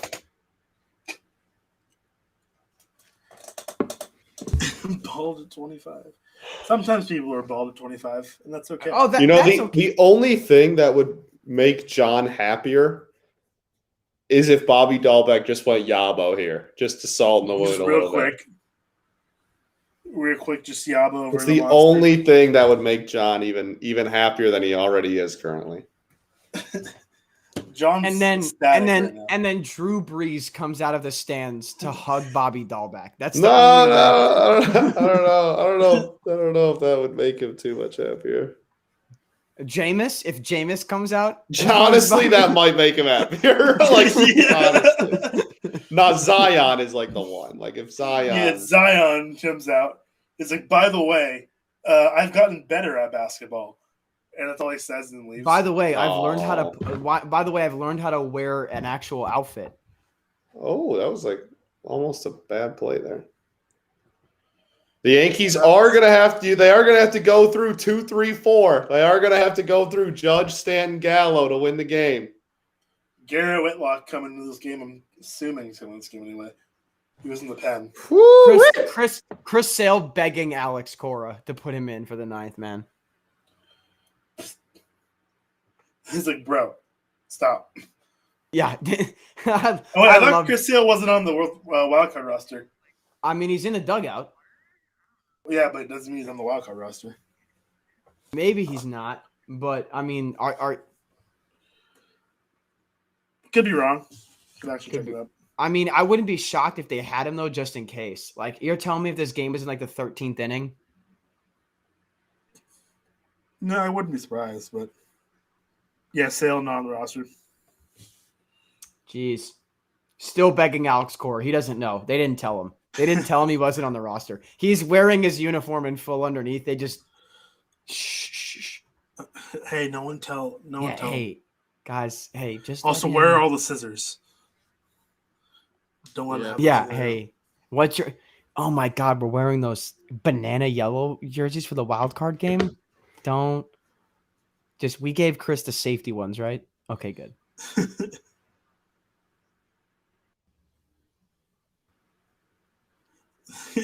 Wow, We gave the him Yankees. The Yankees. Another year. The Yankees lose. Here's a question then. How, Grant, given, so, okay, hold on. So as far as we've talked about this a lot, the biggest disappointments of, this year, and like, I think obviously like the Padres are one, right? Like, I would say the Padres are probably the biggest disappointment of the year. Yes. My goodness. yeah. Yeah. How high, if like the Yankees, if the score holds, like getting bounced in the wild card, which you barely made after acquiring Rizzo, Gallo. Yeah, that's embarrassing. They're maybe number 2. How high does that put up there? They're maybe number 2. That's disappointing. Yeah, I mean, definitely 2. So, and here's the thing: if the Cardinals win tomorrow, I wouldn't even bump the Dodgers up to number 2 because I wouldn't call it disappointing. It's just bad luck. You know what I mean? It's called getting outplayed by another team in your division. No, but it's bad luck in the sense that they won 106 games and then they just, one night wasn't their night. Like I would still, in my opinion, I'd still think this Yankees result is more disappointing. I would agree.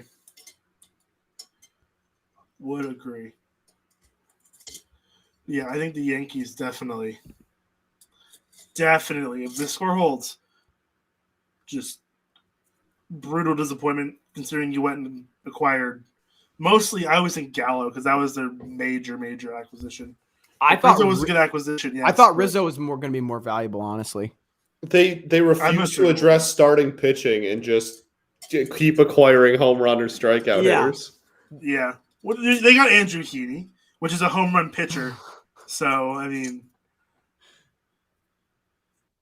yeah, you're right. Like it was rough. Who could they have even acquired? Though? There's one out. We're 2 away. Like I guess, like Jose Barrios would have been the one. Like that would have made sense. Scherzer. But, yeah. Didn't Scherzer say he didn't want to play for New York? I don't know. I never heard that, but I wouldn't. I think Scherzer came out and said that he it was preferred that he did not get traded to the Yankees, which is right up there with Ken Griffey Jr. and like men I just respect for saying I will never play for the Yankees. Stan, Yankees deserve nothing. 2 for 3. Well, this loss certainly is not on Giancarlo Stanton. That is for sure. No. Stanton did all he could, man. Yeah, definitely going to be a new third base coach for the Yankees next year. That's for sure. Oh, that one's rifled, and that's goal. Swing and a drive. Giancarlo Stanton, hell a day, man. Too bad it means absolutely nothing, but holy cow. Stanton is 3 for 4 tonight. That is a nuts. That was 109.5 off the bat. Jesus Christ, man. This is like the 2015 NBA Finals where LeBron had averaged a 45-point triple double and they lost every game by 30. Yeah. Yep. Yeah, this is a classic Shohei Ohtani moment for Stanton, 3 for 4 with a bomb. Team still loses. Now making a 6-2 ball game. Yeah. Yeah, that'll make it 6-2. First player since Pappy von Winkelstein. I love that tweet so much about the Angels. So good. As they lose the season series to the Rangers 9-3, and you're like, oh God. Yep. Man. Wow, that ball kind of was given a ride, but dude, if he had hit that one out, I'd have been like, am I eating my words a little bit here? Joey Gallo looks so bad without the beard. Yep. Oh my gosh, the last at bat is Brett Gardner. Please make the last out Brett Gardner. Please make the last out of the game, Brett Gardner. I can do the Rockefeller kick line. I am begging. Oh no, he's on deck. Okay, he's on deck. He's on deck. We need who is this? Glaber? We need Glaber to get on base. Please make the last out. But this would also be so funny. Please No. last at bat of his career. Brett Gardner last out eliminating them would be objectively hysterical. Fly ball. That's going to do it. The Boston Red Sox are headed to the ALDS. The Yankees lose. The Yankees lose. Peyton has muted everyone.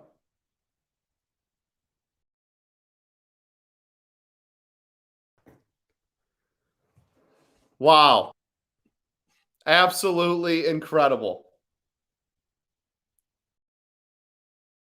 I don't think anyone can talk, so this is great.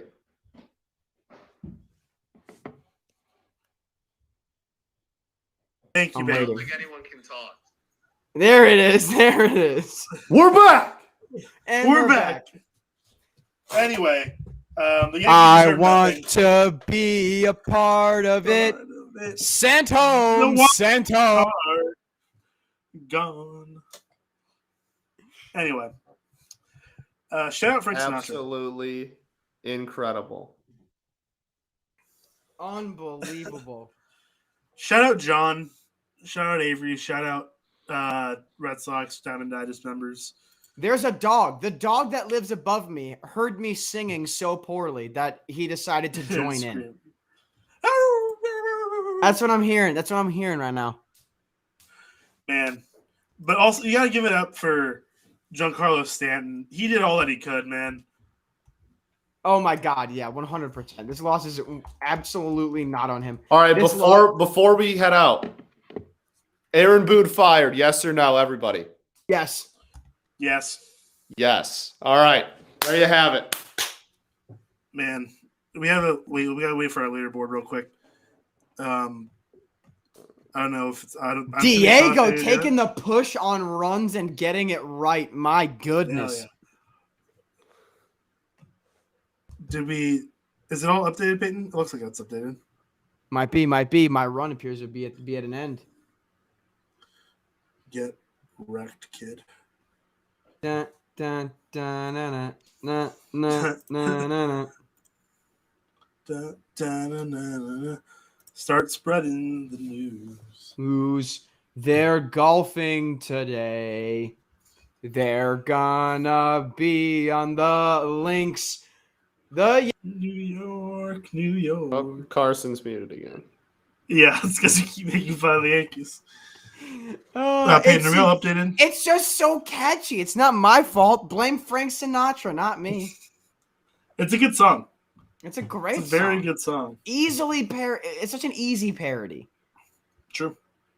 Yeah, so we get Boston gets the privilege of taking on the Rays. So that's tough. I am currently 1-for-1 in playoff predictions so far. I've got the tweet in my dress. 1-for-1. Scott?